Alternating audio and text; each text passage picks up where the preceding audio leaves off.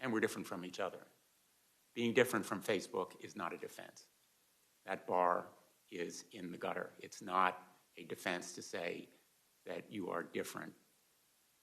What we want is not a race to the bottom, but really a race to the top. So we'll want to know from you what specific steps you're taking that protect children, even if it means foregoing profits. We're going to want to know what research you've done, similar to the studies and data that have been disclosed about Facebook.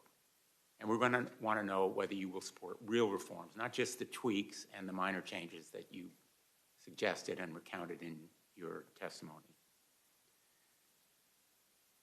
The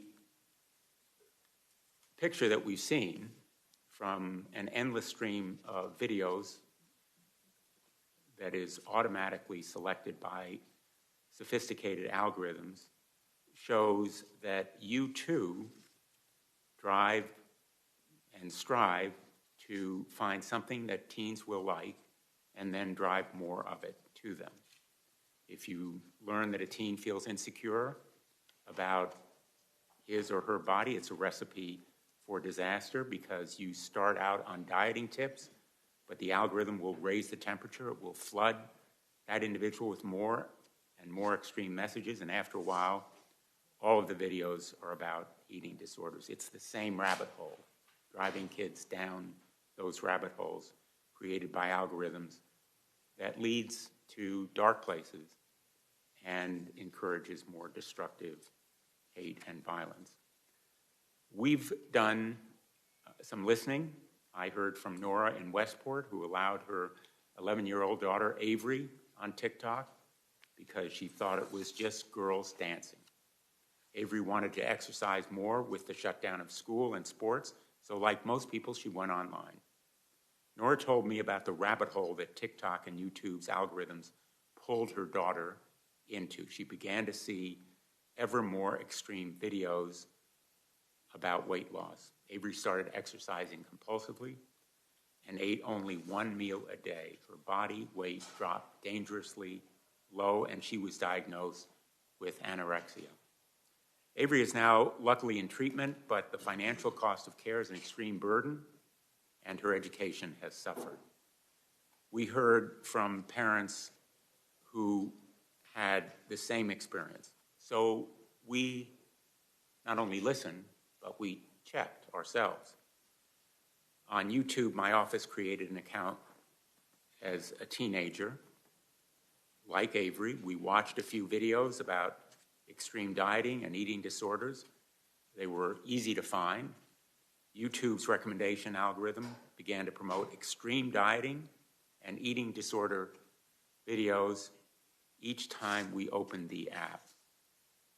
These were often videos about teens starving themselves, as you can see from this poster. The red is eating disorder-related content. The green is all the other videos. One is before and the other is after the algorithm kicked in. You can see the difference. We also received these recommendations each time we watched other videos. It's mostly eating disorder content. There was no way out of this rabbit hole. Another parent in Connecticut wrote to me about how their son was fed a constant stream of videos on TikTok related to disordered eating and calorie counting after looking up athletic training. As scientific research has shown, eating disorders and body comparison also significantly affect young men on social media. Young men often feel compelled to bulk up, to look a certain way. Again, I heard about this pressure all too often. We created an account on TikTok. Troublingly, it was easy searching TikTok to go from men's fitness to steroid use. It took us only 1 minute to find TikTok accounts openly promoting and selling illegal steroids. We all know the dangers of steroids, and they are illegal. All of this research and facts and disclosures send a message to America's parents. You cannot trust big tech with your kids. Parents of America cannot trust these apps with their children.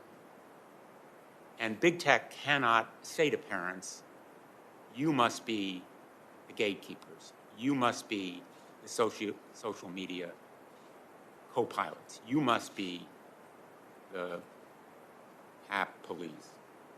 Because parents should not have to bear that burden alone. We need stronger rules to protect children online, real transparency, real accountability. I want a market where the competition is to protect children, not to exploit them, not a race to the bottom, but competition for the top. We have said that this moment is, for big tech, a big tobacco moment. And I think there's a lot of truth to that contention, because it is a moment of reckoning. The fact is that, like big tobacco, big tech has lured teens, despite knowing its products can be harmful. It's sought to associate itself with celebrities, fashion, and beauty, everything that appeals to young audiences. And like big tobacco, Facebook hid from parents and the public the substantial evidence that Instagram could have a negative effect on teen health. But the products are different. Big tech is not irredeemably bad like big tobacco. Big tobacco and the tobacco products, when used by the customer as the way the manufacturer intended, actually kill the customer. As Ms. Haugen said, our goal is not to burn Facebook to the ground. It's to bring out the best, to improve it, to impose accountability. As she said, we can have social media we enjoy that connects us without tearing apart our democracy, putting our children in danger, and sowing ethnic violence around the world. We can do better. And I agree. Thank you, and we'll turn now to the ranking member. Thank you, Mr. Chairman, and thank you to our witnesses for being here today. We do appreciate this. And Mr. Chairman, I thank your staff for the good work that they have done working to facilitate these hearings on holding big tech accountable. We appreciate that. And today's conversation is something that is much needed, and it is long overdue. For too long, we have allowed platforms to promote and glorify dangerous content for its kid and teen users. In the weeks leading up to this hearing, I've heard from parents, from teachers, from mental health professionals who are all wondering the same thing. How long are we going to let this continue? And what will it take for platforms to finally crack down on the viral challenges, the illicit drugs, the eating disorder content, and the child sexual abuse material? We find this on your platforms. And teachers and parents and mental health physicians cannot figure out why you allow this to happen. It seems like every day that I hear stories about kids and teens who are suffering after interacting with TikTok, YouTube, and Snapchat. Kids as young as 9 have died doing viral challenges on TikTok. And we've seen teen girls lured into inappropriate sexual relationships with predators on Snapchat. Your parents, how can you allow this? How can you allow this? I've learned about kids and teens who commit suicide due to bullying that they've suffered on these sites and the platform's refusal to work with law enforcement and families to stop the harassment when asked. If it were your child, what would you do to protect your child? Does it matter to you? My staff has viewed abusive content featuring minors and videos of people slitting their wrist on YouTube. It's there. Yet, all the while, kids and teens are flocking to these sites in increasing numbers, and the platforms love it, as they know that youth are a captive audience, one which will continue consuming the content that is fed to them through these algorithms, even if it puts them in danger. They're curious. They get pulled down the rabbit hole. They continue to watch. And these platforms are getting more and more data about our children. But do we know what they're doing with that data? In the case of Facebook, we learned that they're using it to sell their products to younger and younger children, those who cannot legally use their services. But these platforms, you all know you have children on these platforms that are too young to be on these platforms, and you allow it to continue because it's money. It's money in the bank. It is money in your paycheck. And obviously, money trumps everything. And with some of our witnesses today, we have real reason to question how they are collecting and using the data that they get from American children and teens. I've made no secret about my concerns that TikTok, which is owned by Beijing-owned ByteDance, is paving the way for the Chinese government to gain unfettered access to our children and teens. And TikTok, despite vague assurances that they, and I'm quoting, store data outside of China, end quote, has not alleviated my concerns in the slightest. In fact, earlier this year, they changed their privacy policy to allow themselves to collect even more data on Americans. Now they want your face prints and voice prints in addition to your geolocation data and your keystroke patterns and rhythms. They also collect audio that comes from devices connected to your smartphone, like smart speakers. They collect face and body attributes from videos, as well as the objects and the scenery that appear in those videos. This makes sense to some degree to create videos, but given China's propensities to surveil its own citizens, why should we trust that TikTok, through ByteDance, isn't doing the same to us? Most Americans have no idea this is happening. And while they hope on the face of things to reassure us by creating U.S.-based offices for their high-priced lobbyists and marketing personnel, it just is not enough. We see through it all, as we will get into today. TikTok's own privacy policies give them an out to share data with ByteDance and the Chinese Communist Party. Yet most Americans have absolutely no idea that the Chinese Communist Party is getting their information. The time has come where we must focus on what Congress can do to secure American consumers' personal data. As a mother and a grandmother, I know this is doubly important when it comes to our children. As this hearing will show, we can't afford to wait on that, so thank you to the witnesses. We look forward to your cooperation. Thank you, Mr. Chairman. Thanks, Senator Blackburn. We have with us this morning Ms. Jennifer Stout, Vice President of Global Public Policy at Snapchat.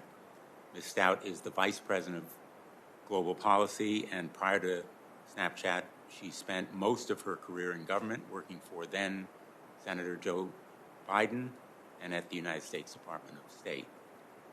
Mr. Michael Beckerman is Vice President and Head of Public Policy at Americas at TikTok. He joined TikTok in February of 2020 and leads their government relations. He was previously the founding president and CEO of the Internet Association. We're joined by Ms. Leslie Miller, remotely Vice President, Government Affairs and Public Policy at YouTube. Ms. Miller leads YouTube's public policy team. Previously, she served as acting head of global policy for Google. Why don't we begin with your testimony, Ms. Stout? Thank you. Thank you, Mr. Chairman. Chairman Blumenthal, Ranking Member Blackburn, and members of the subcommittee, thank you so much for the opportunity to be here today. My name is Jennifer Stout, and I am the Vice President of Global Public Policy at SNAP.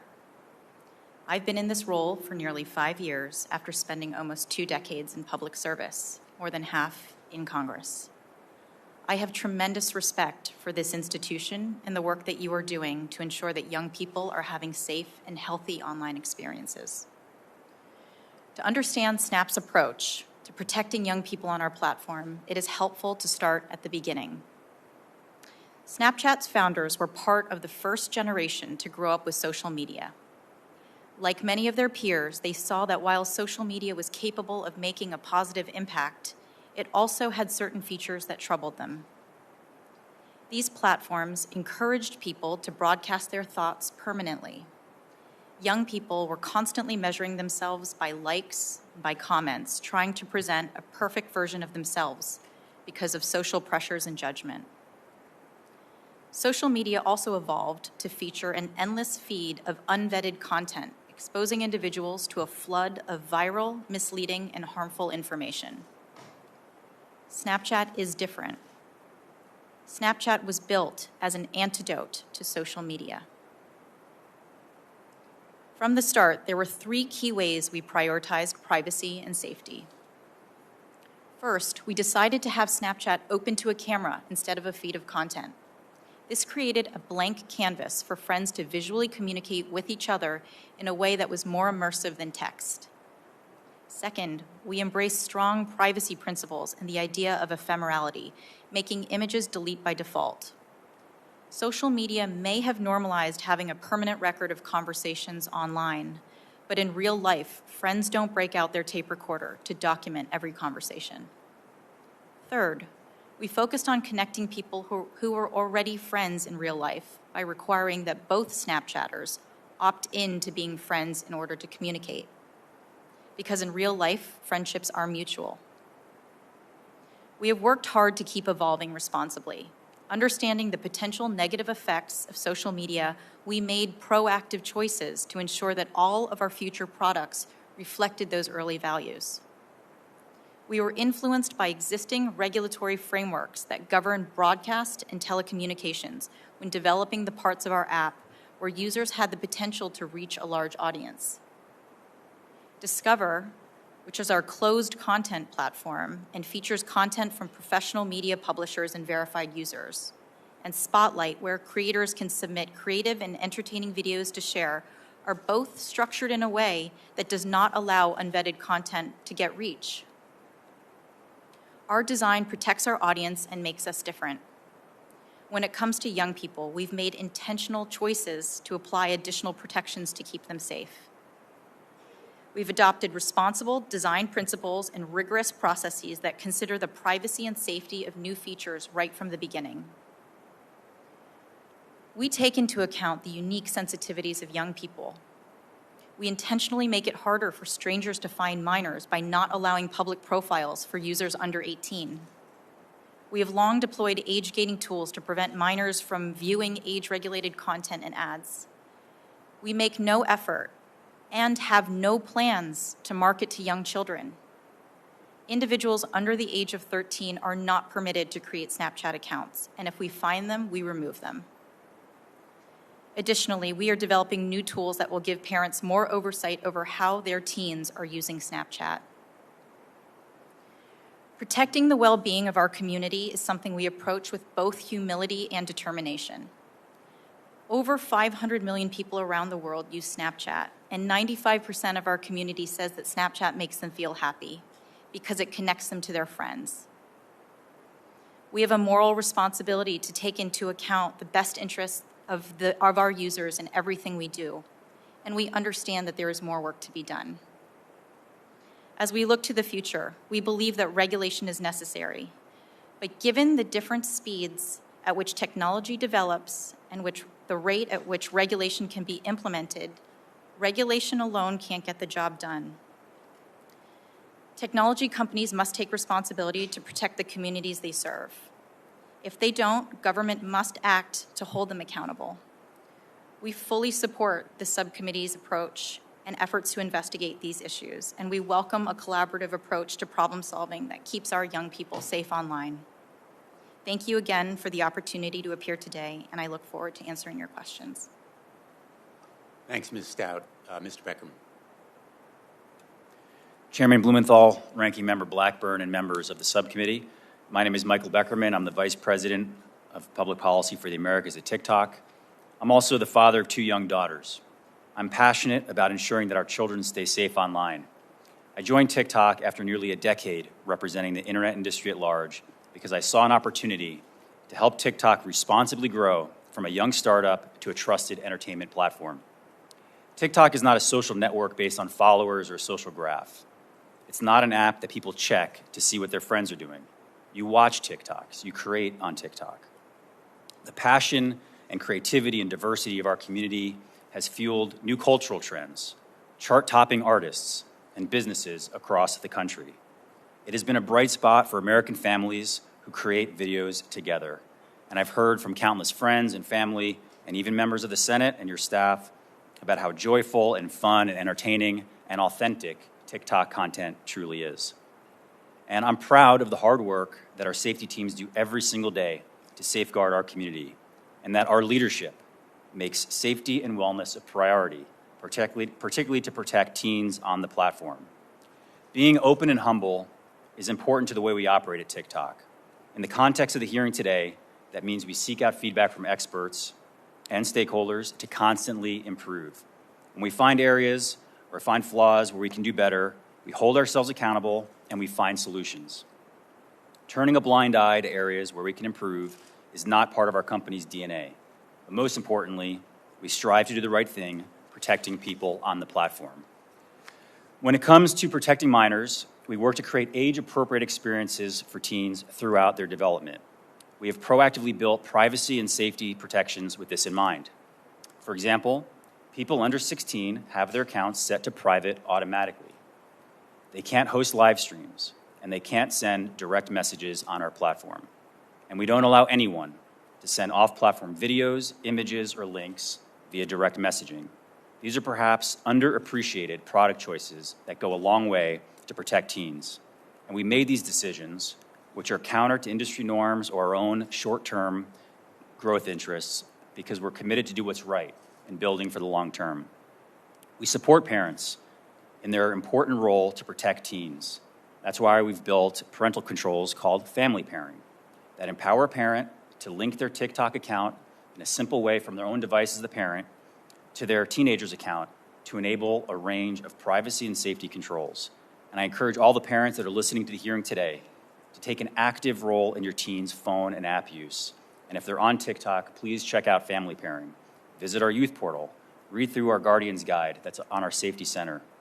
Our tools for parents are industry-leading, innovative, but we're always looking to add and improve. It's important to know that our work is not done in a vacuum. It's critical for platforms, experts, and governments to collaborate on solutions that protect the safety and well-being of teens. That's why we partner with Common Sense Networks, who helps us ensure that we provide age-appropriate content in our under 13 app experience. We also work closely with the National Center for Missing and Exploited Children, the National Parent-Teacher Association, the Digital Wellness Lab at Boston Children's Hospital, and our U.S. Content Advisory Council. TikTok has made tremendous strides to promote the safety and well-being of teens, but we also acknowledge and we are transparent about the room that we have to grow and improve. For example, we're investing in new ways for our community to enjoy content based on age appropriateness or family comfort. And we're developing more features that empower people to shape and customize their experience in the app. But there is no finish line when it comes to protecting children and teens. The challenges are complex, but we are determined to work hard and keep the platform safe and create age-appropriate experiences. We do know trust must be earned, and we're seeking to earn trust through a higher level of action, transparency, and accountability, as well as the humility to learn and improve. Thank you for your leadership on these important issues. I look forward to answering the questions of the committee. Thanks, Mr. Beckerman. Ms. Miller, I hope you're with us. Please proceed.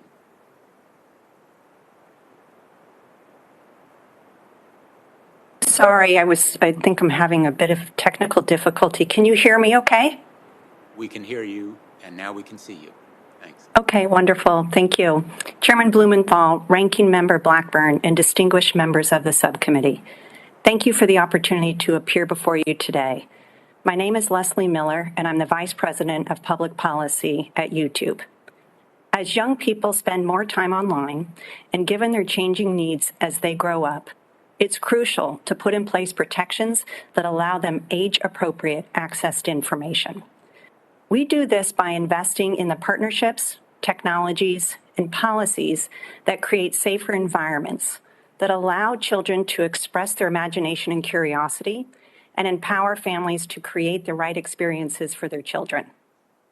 Our internal teams include experts who come from child development, child psychology, and children's media backgrounds. They work closely with the product teams to ensure that product design reflects an understanding of children's unique needs and abilities and how they evolve over time. The advice from trusted experts informs our ongoing improvements for YouTube Kids and our child safety policies.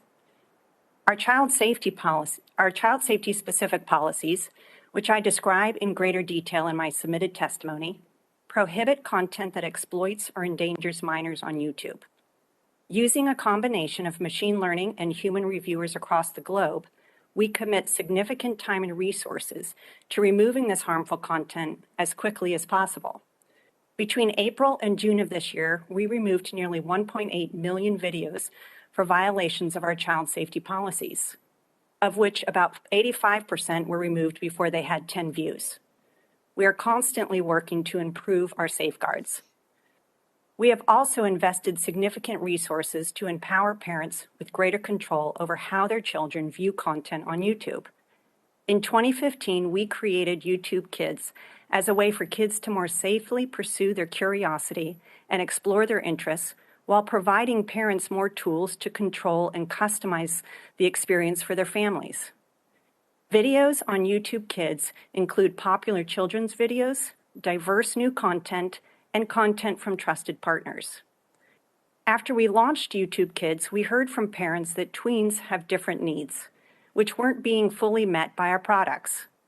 That is why we've worked with parents and experts across the globe in areas related to child safety, child development, and digital literacy to develop a solution for these parents, which we called supervised experiences. We launched this earlier this year on the main YouTube platform. Parents now have the option of choosing between 3 different content choices: content generally suitable for viewers aged 9+ or 13+, and then most of YouTube. The most of YouTube option excludes all age-restricted content on the main platform. We want to give parents the controls that allow them to make the right choices for their children. On YouTube Kids, and even on YouTube for all under 18 users, autoplay is off by default. In the coming months, we'll be launching additional parental controls in the YouTube Kids app, including the ability for a parent to choose a locked default autoplay setting. Our take a break reminders and bedtime settings are also on by default in these experiences. YouTube treats personal information from anyone watching children's content on the platform as coming from a child, regardless of the age of the user. This means that on videos classified as made for kids, we limit data collection and use, and as a result, we restrict or disable some product features. For example, we do not serve personalized ads on this content on our main YouTube platform, and we do not support features such as comments or live chat. And to be clear, we have never allowed personalized advertising on YouTube Kids or YouTube supervised experiences. There is no issue more important than the safety and well-being of our kids online, and we are committed to working closely with you to address these challenges. I again would like to thank you for the opportunity to appear today and look forward to answering your questions. Thanks, Ms. Miller. We're going to do 5-minute rounds. We have votes at 11 o'clock. We have 3 votes, but I think we'll be able to juggle the questioning and the testimony, and if necessary, we'll take a short recess. Let me begin. As you know by now, in August, Senator Blackburn and I wrote to Facebook asking whether they had done any research, whether they had any facts that showed harm to children. And in fact, they denied it. They dodged the question. They disclaimed that Instagram is harmful to teens. Let me ask you, and I think it's pretty much a yes or no question, the same question that we asked Facebook. Have any of your companies conducted research on whether your apps can have a negative effect on children's or teens' mental health or well-being, and whether your apps promote addiction-like use? Have you done that research? Ms. Stout? Senator, we have conducted research. Much of our research is focused on our products and how we can improve our products and services to really meet the needs of our users and our community. And as I mentioned in my opening testimony, some of the research that we did shows that 95% of users say that Snapchat makes them happy. Will you make that research available to the subcommittee? Yes, Senator, we would. Mr. Beckerman? Senator, thank you for the question. We believe that research should be done in a transparent way, and for us, we partner with external experts and stakeholders to get their feedback, and we think that this is something that everybody can work together on. And additionally, we've actually supported passage of the CAMERA Act, which would have additional funding at NIH, and we'd love to see this done in an external way, in a transparent way. Ms. Miller? Yes, Senator. We work with experts to leverage their insights and research to make sure that our product and policy decisions are up to date based on their insights. Now, I've asked whether the research has been done that could show negative effects or addictive-like impacts. You've all indicated that you've done that research, and Ms. Stout has indicated that her company will make it available. I'm assuming, Mr. Beckerman, your company will? You're nodding. And Ms. Miller? Yes, Senator, we have published some research, and we would make additional available. Let me ask now about the black box algorithms. As you know, these algorithms exist. They function to drive sometimes toxic content at kids, more of it and more extreme versions of it. The consequences are potentially catastrophic, but the companies are, in effect, grading their own homework. They're evaluating their own effects on kids when it comes to addiction and harms.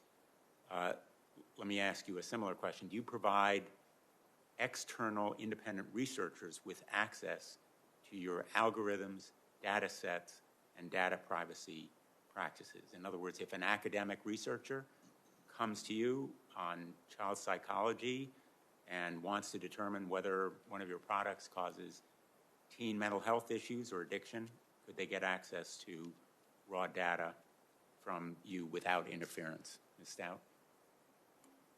So, Senator, I think it's important to remember that on Snapchat, algorithms work very differently.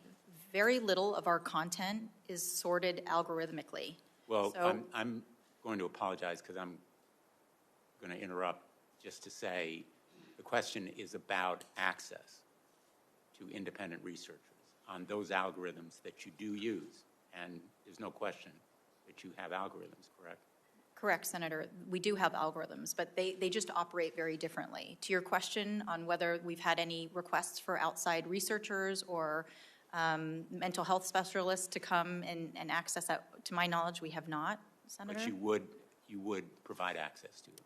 Yes, I think it's important to understand that algorithms for us just operate differently. So it's to compare them against different platforms, just would mean very different things. That's one of the facts that an independent or external researcher would verify, whether Indeed. they are different and how they're different if they are. Mr. Beckerman. Yes, Senator. We believe that transparency for the algorithm is incredibly important. We were one of the first companies to publish publicly a deep dive in how our algorithm works. We've also opened transparency and accountability centers where you invite outside experts and invite you, Senator, and your staff to come in and see exactly how the algorithm works. Additionally, it's important to give additional choice to people. And in your feed, for example, on TikTok, if you're not interested, you can indicate that, and we're adding additional tools to give choice and transparency to individuals as they're using TikTok. So external access, okay. Yes, sir. Ms. Miller. Senator, we're very transparent as it relates to the way in which our machine learning works. For example, we have our quarterly transparency report that summarizes the videos and channels that we removed based on violating our community guidelines. Earlier this year, we rolled out an additional statistic called the violative view rate. Again, Ms. Miller, I really apologize for interrupting. The question is whether you provide external independent researchers with access to your algorithms and data sets and data privacy protection. You allow we regularly. I'm sorry, Senator. Do you provide that access? We regularly partner with experts, for example, in child development, mental health, to work closely with them. They are experts chosen by you. If somebody independent came to you and wanted that access, yes or no, would you permit it? Senator, it would depend on the details, but we are always looking to partner with experts in these important fields. Well, I'm going to cite the difference between your response and Mr. Beckerman's and Ms. Stout's, which indicates certainly a strong hesitancy, if not resistance, to providing access. Let me ask you, Ms. Miller, I think one of the issues here really relates to the claim that these sites are transparent and truthful, which is belied by our actual experience, and the fact that they favor regulation. In the case of Facebook, they have mounted armies of lawyers, paid millions of dollars to fight regulation, whether it's the Earn It Act and other responsible reforms to Section 230, or privacy legislation, or requirements to be more transparent on algorithms. According to the details made public last week, in a multi-state antitrust case, Google has, quote, sought a coordinated effort to forestall and diminish child privacy protections in proposed regulations by the FTC and legislation. That filing described attempts to encourage Facebook and Microsoft to fight privacy rules and back down on advocacy for legislation, in particular a meeting where that exchange occurred. This disclosure made news, but everybody in D.C. really knew it was true. What was new is that Google's hypocrisy was finally called out. The fact is that Google and YouTube have been fighting against privacy behind the scenes for years. It's hidden in plain sight. It's an open secret. You've been lobbying the FTC to weaken our existing privacy rule. You spent vast sums of money fighting California's privacy rules. I want to ask you, Ms. Miller, what work has YouTube done to lobby against Congress strengthening online protections for children, and is that report and that claim by the multi-state plaintiffs accurate? Senator, I understand that the material that you're referencing was regarding our point of view on e-privacy legislation in Europe. Our CEO, Sundar Pichai, has regularly called for comprehensive privacy legislation in the U.S. And on behalf of YouTube, I am not aware of any efforts other than to be involved in conversations in a multi-stakeholder way as it relates to any legislation or bills that are being introduced regarding the oversight or regulation of companies such as YouTube. So you're saying that these reports about political pressure and lobbying against children's privacy and safeguards are just totally false? I think we work with lawmakers such as yourself regularly to have conversations to share what we are doing on the platform, the updated protections we are putting in place, but also to hear your concerns and to work with you as you contemplate new regulations. Will you commit that you'll support privacy legislation as has been proposed? Senator, I'm not steeply involved in the details of any specific privacy legislation, but I commit that we will work with you and partner with you on federal privacy legislation. Would you support a ban on targeted advertising to children and young teens? Senator, at YouTube, we prohibit personalized advertising in YouTube Kids, as well as in supervised experiences. Would you support a ban in law? We have not waited for laws in order to put those types of protections in place. Well, I hope that you will and that you'll be perhaps more forthcoming in the next round of questioning. I'll turn to the ranking member. Thank you, Mr. Chairman. Mr. Beckerman, I want to come to you first. In the past, TikTok has said that it has never, nor would it ever, share and provide user data to the Chinese government, even if asked. Yet your privacy policy says you can disclose data collected to respond to government inquiries. It also says you share data you collect with your parent companies and affiliates, and that you transmit user information to servers and data centers overseas. And earlier this year, the Chinese Communist Party acquired an ownership stake and a seat on the board of ByteDance. So does TikTok share user data with its parent company, ByteDance? Thank you, Senator. This is an important question, and I'm glad you're asking. TikTok does not... Quickly. Excuse me? Quickly, please. Yes, Senator. We do not share information with the Chinese government, and I would like to point you to a Citizen Lab report, which is one of the most well-respected global national security experts, where they said, our research shows that there's no overt data transmission to the Chinese government, and our testing, TikTok did not contact any servers within China. And then the report goes on to state, Senator, let me that ask TikTok you, does not pose a threat to national security, and I'd be happy to submit that report. Okay, let me for the ask you, record. please submit the report for the record. Do any ByteDance employees have access to TikTok user data or any role in creating their algorithm? Senator, U.S. user data is stored in the United States. Our backups are in Singapore, and we have a world-renowned U.S.-based security team that handles access to user data. I understand that you say you store it in Singapore. Tell me about programmers, product developers, and the data teams. Are they housed in China? Senator, like many technology companies, we have engineers in the United States and throughout and around the world. And so they have access to algorithms and data. Senator, we have engineers in the United States, and we also have engineers. So that answer is yes. What about Douyin? ByteDance says they are fully separate, but do Douyin employees have any access to TikTok user data or input into the algorithm? Senator, that's a completely different app from TikTok. And no, it's a related company. You might want to check that. If the Chinese Communist Party asks you for U.S. user data, what is to stop you from providing it, since they have a seat on the board of ByteDance and they have a financial stake in the company? Senator, that's not accurate. One, they do not have a stake in TikTok at all. Oh, yes, they do. It happened in August. Senator, that's not accurate. That is ByteDance, and we can clarify that for the record. But the record is that the Chinese Communist Party acquired a stake in ByteDance in August, and they now have a seat on the board. So let's talk about TikTok's privacy policy. It says you collect and keep a wide variety of information, including biometric data such as face prints, voice prints, geolocation information, browsing and search history, not just on TikTok, but on other apps, and keystroke patterns and rhythms.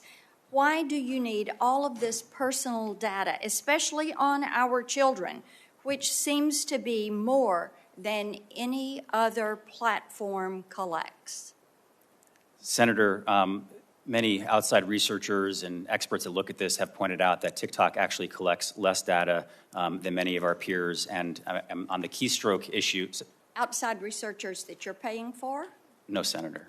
You would submit that to independent outside researchers, because what we're seeing with all of this biometric data and the keystroke patterns, that you are exceeding that. So what do you do with this? Are you creating a virtual you of the children that are on your site? Senator, I don't know what you mean by virtual you.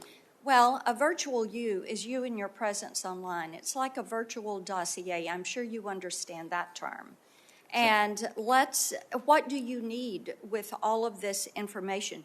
Do you track children's viewing patterns?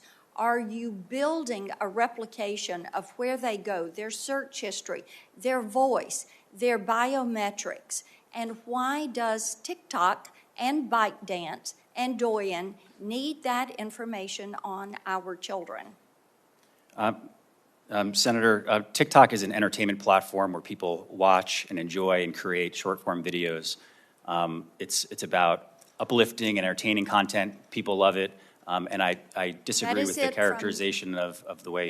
That is it from the positive, but there's also a negative, and the negative is that you are building a profile, a virtual you, of our children because of the data that you're collecting.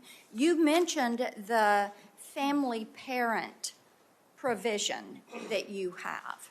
So when you have a parent that goes on that, are they opening their data to TikTok? And is TikTok following them or following and capturing their search history? See, Mr. Beckerman, when you capture all of this data and you hold all of this data, then you are invading the property, the privacy of individuals that are on your site. And that applies to you, to Ms. Stout, to Ms. Miller, because you say because you are using the platform, we can do this. But in essence, what you're doing is making our children and their data, you're making that the product, because you turn around and you sell it, and then basically it becomes weaponized against their users. Mr. Chairman, I'm over time. I have several questions for Ms. Stout, Ms. Miller, and we'll do those in a second round. We'll have a second round. Senator Klobuchar. Thank you to both of you. Reports indicate that nearly half of kids 9 to 12 and a third of kids age 7 to 9 use social media on platforms like Facebook, Insta, Snap, TikTok, YouTube. I don't think parents are going to stand by while our kids and our democracy become collateral damage to a profit game. And I heard last night Mark Zuckerberg's words to his earnings report. And while he may be out there acting as a victim at his $29 billion quarter earnings report meeting, the true victims, the mom in Duluth who can't get her kid off Facebook to do her homework, the dad mourning losing a child to a Snap speed filter that measured him the kid at going 123 miles per hour, trying to beat the filter, or a child exposed to content glorifying eating disorders on TikTok. So I have had a case right in my state, 2 cases actually, of young people who got drugs through Snap. And I wanted to first start out with that with you, Ms. Stout. This is a story. There's 2 kids, Devin Noring, Ryan McPherson. Devin's story, he was suffering from dental pain at the beginning of the pandemic. He couldn't go in to see a doctor. He'd been given a Percocet before, and a classmate said he had a Percocet. Well, what this young man did not know is that this Percocet was laced with fentanyl, and he died just like that. As his mom said in a letter to me, all of the hopes and dreams we as parents had for Devin were erased in the blink of an eye. A group of parents, including Devin's mother, Bridget, demanded answers and accountability from SNAP on this issue in a letter to you in September. Ms. Stout, I want to know what the answers are. Will you commit to providing more information about the automated tools SNAP uses to proactively search for illegal drug-related content as the parents ask? Senator, I very much appreciate you raising this issue because it has been a devastating crisis that's been afflicting our young people. I want to make clear we are absolutely determined to remove all drug dealers from Snapchat, and we've been very public about our efforts in this space. First of all, we have stepped up our operational efforts, and my heart goes out to the family of Devin Noring. I've met with Bridget Noring. I met with her back in April. I heard from her and other families to understand what is happening to them, their experience, and also what's happening on Snapchat. We have stepped up, and we have deployed proactive detection measures to get in ahead of what the drug dealers are doing. They are constantly evading our tactics, not just on Snapchat, but on every platform.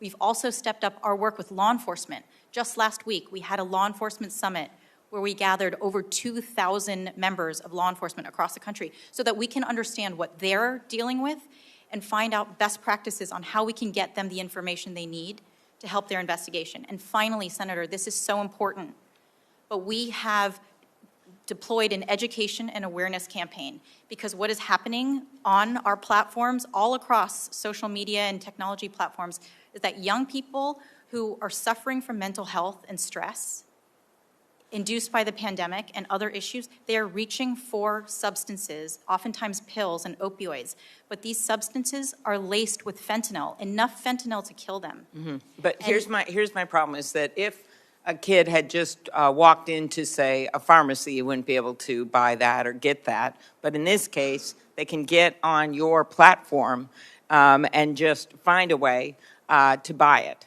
And that is the problem. And I guess I want to know, are you going to get your drugs? I appreciate everything you said. I appreciate you meeting with the mom. Are you going to get drugs off Snapchat when you have all these kids, half the kids in America looking at these platforms? I assure you, this is such a top priority for our entire company. And Senator, it's not just happening on our platform, it's happening on others.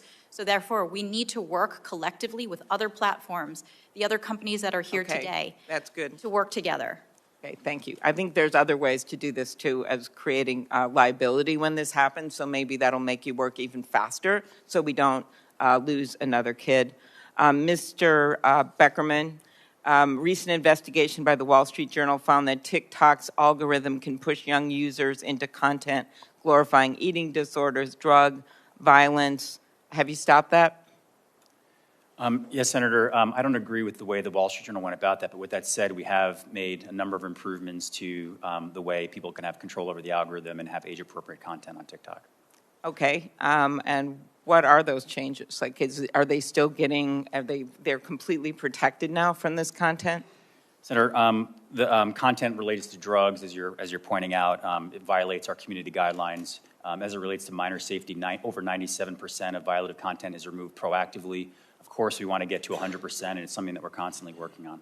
Are you aware of any research studies your company has conducted about how your apps may push content promoting eating disorders to teens? No, Senator. Okay. Did you ask for any hurdle studies on eating disorders before testifying? Not that I'm aware, but we do work with outside experts to understand all of these issues. I think it should be done in a transparent way. As I mentioned earlier, I'd love to see the CAMERA Act passed so we can have additional research in the public domain that all of us can learn from and improve. Okay, I'll save my questions for Ms. Miller for the next round. Thank you. Thanks, Senator Klobuchar. And again, I would remind everyone that you've committed to provide the research that you just referred to in your responses to Senator Klobuchar. All of you have committed to provide that research, and we'll look forward to receiving it within days or weeks, not months. And I particularly appreciate Senator Klobuchar's reference to creating liability as a strong incentive, which would involve reform of Section 230. I understand. And Mr. Chair, if I could put this letter in from the parents into the record. Without objection. Thank you. We've been joined by Senator Cantwell remotely. Mr. Chairman, I would defer to my colleagues, Senator Markey and Senator Baldwin. Thanks very much. Senator Markey. Thank you. Thank you, Mr. Chairman, very much. The problem is clear. Big tech preys on children and teens to make more money. Now is the time for the legislative solutions to these problems. And that starts with privacy. I've introduced bipartisan legislation to give children and teens a privacy bill of rights for the 21st century. Today, a 13-year-old girl on these apps has no privacy rights. She has no ability to say no. No, you can't gobble up data about me. No, you can't use that data to power algorithms that push toxic content towards me. No, you can't profile me to manipulate me and keep me glued to your apps. No, you have no rights. 13-year-old girl in the United States of America in the year 2021. My bipartisan Children and Teens Online Privacy Protection Act gives 13, 14, and 15-year-olds that right to say no. To each witness, do you support my legislation to update the Children's Online Privacy Protection Act to give that 13, 14, and 15-year-old control of their data? Ms. Stout. Senator Markey, I just want to say that we absolutely support a federal privacy proposal, and we've worked very hard with members of this body to try to... Do you support my child protection, my teen protection law? Do you support it? So, Senator, we agree that there should be additional protections put against young people to protect them further from... Right. So you've had a chance to look at the Child Online Privacy Protection Update that I've introduced. It's been out there for years. Do you support it or not? I think, Senator, we'd love to talk to you a bit more about some of the we've issues. Listen, this is just what drives us crazy. We want to talk. We want to talk. We want to talk. This bill's been out there for years, and you still don't have a view on it. Do you support it or not? I think there are things that we would like to work with you on, Senator.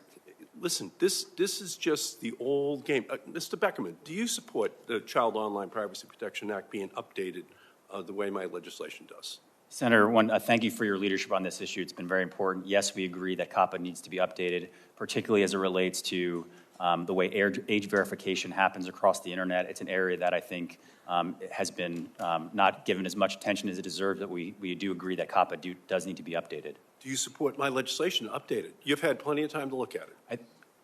We like your approach. However, I think a piece that should be included is a better way to verify age across the internet, across apps, rather than the system that is in place now. And I think with that improvement, it would be something that we'd be happy to support. Okay, Ms. Miller.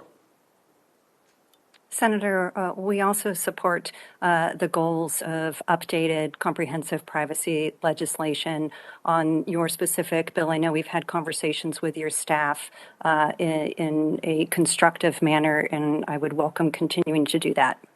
Yeah, but it's going to happen soon, because this is a crisis that, thank you, Senator Blumenthal, thank you, Congressman Blackburn, this has just surfaced in a way that's clear that we don't have any more time. We have to get this finished. Your platforms are full of young teens. Among young teens, 49% say they're on TikTok, 52% say they're on Snapchat, 81% say they're on YouTube. And those users, those 13-year-olds, they deserve the right to say, no, you can't track me. Do you agree with that, Ms. Stout? You can't track me. You do agree with that? Yes, I agree with that, Do you agree with that, Mr. Beckerman? Yes, Senator. Do you agree with that, Ms. Miller? Yes, Senator, we have tools for all of our users to handle and control and make choices as it relates to the information that is gathered. Okay, the bill also would ban targeted ads to children, apps that should never be allowed to track a 10-year-old's browsing history and bombard him with ads based on that data. Ms. Miller, you said that YouTube Kids platform prohibits targeted ads to children.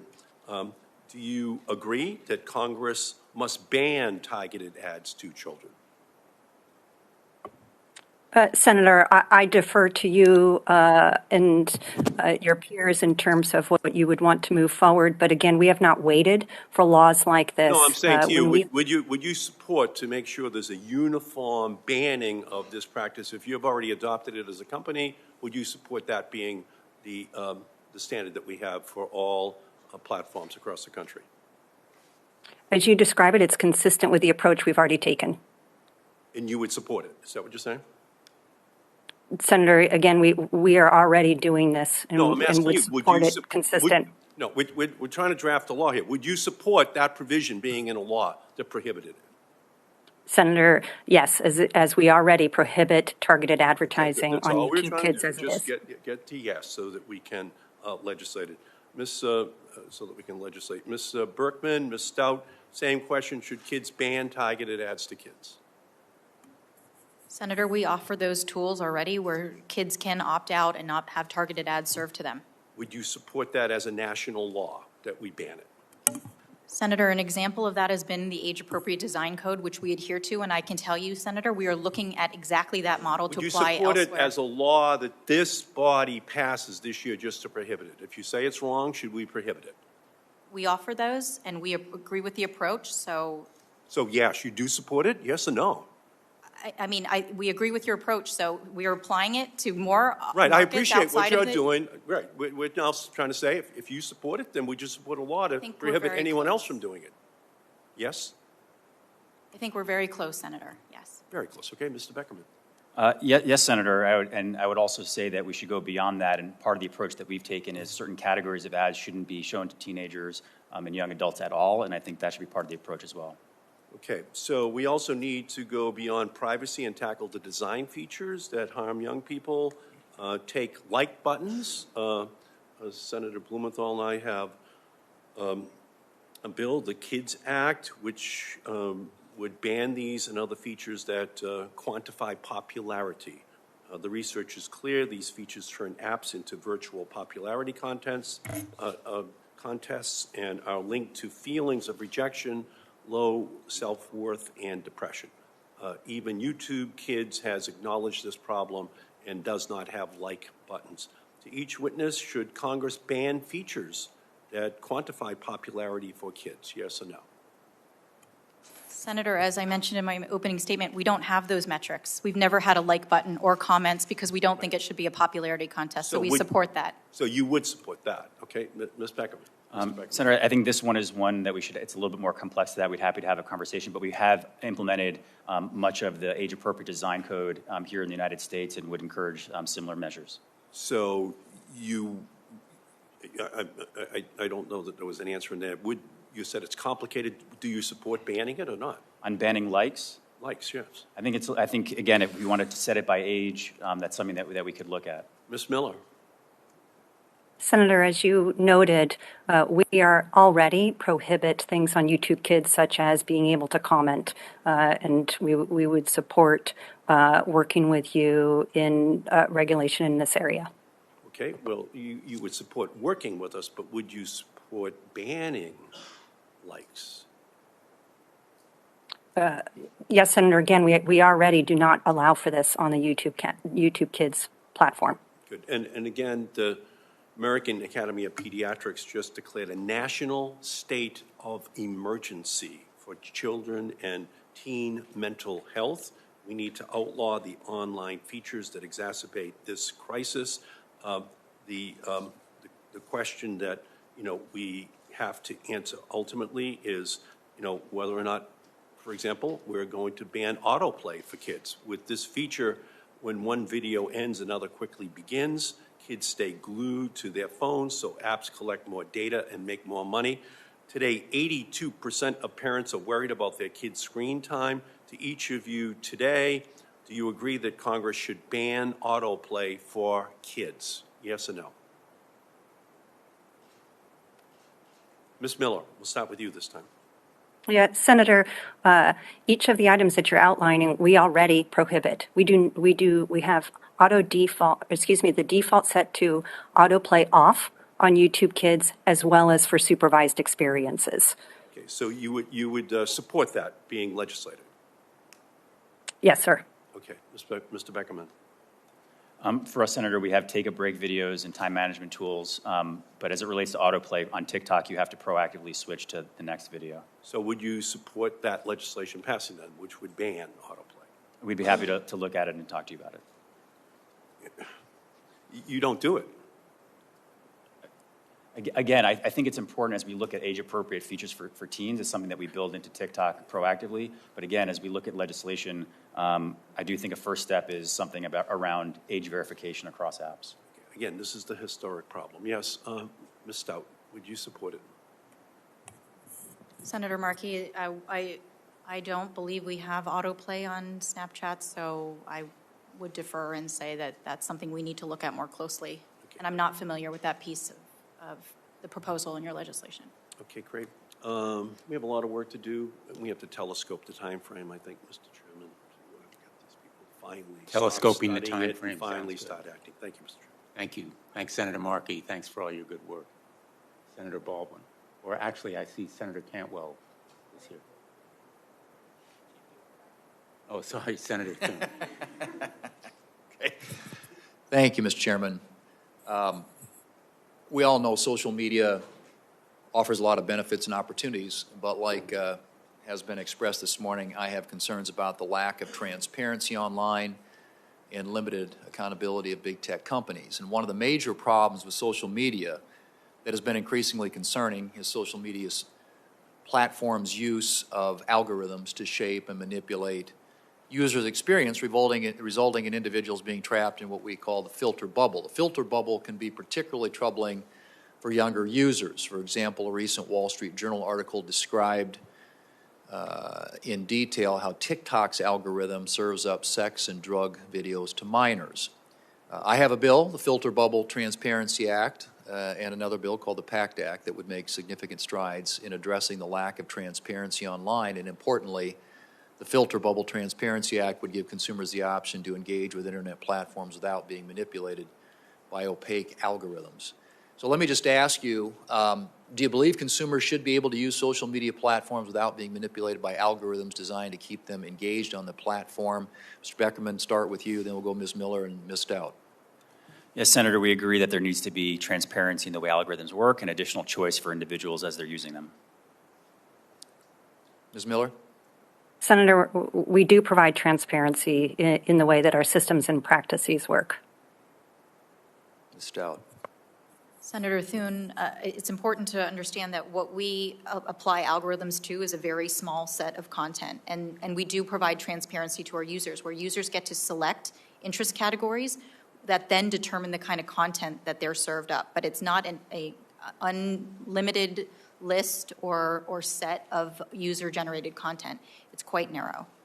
But I don't know that you or Ms. Miller really answered the question, and that is, should consumers who use these social media platforms be able to use them without being manipulated by algorithms? Senator, yes, I agree with you. Ms. Miller? Yes, Senator. Mr. Beckerman, what's your response to the Wall Street Journal article that described in detail how TikTok's algorithm serves up sex and drug videos to minors? Senator, thank you for the question. Sex and drugs or violations of our community guidelines have no place on TikTok. As it relates to the Wall Street Journal article, we disagree with that being an authentic experience that an actual user would have.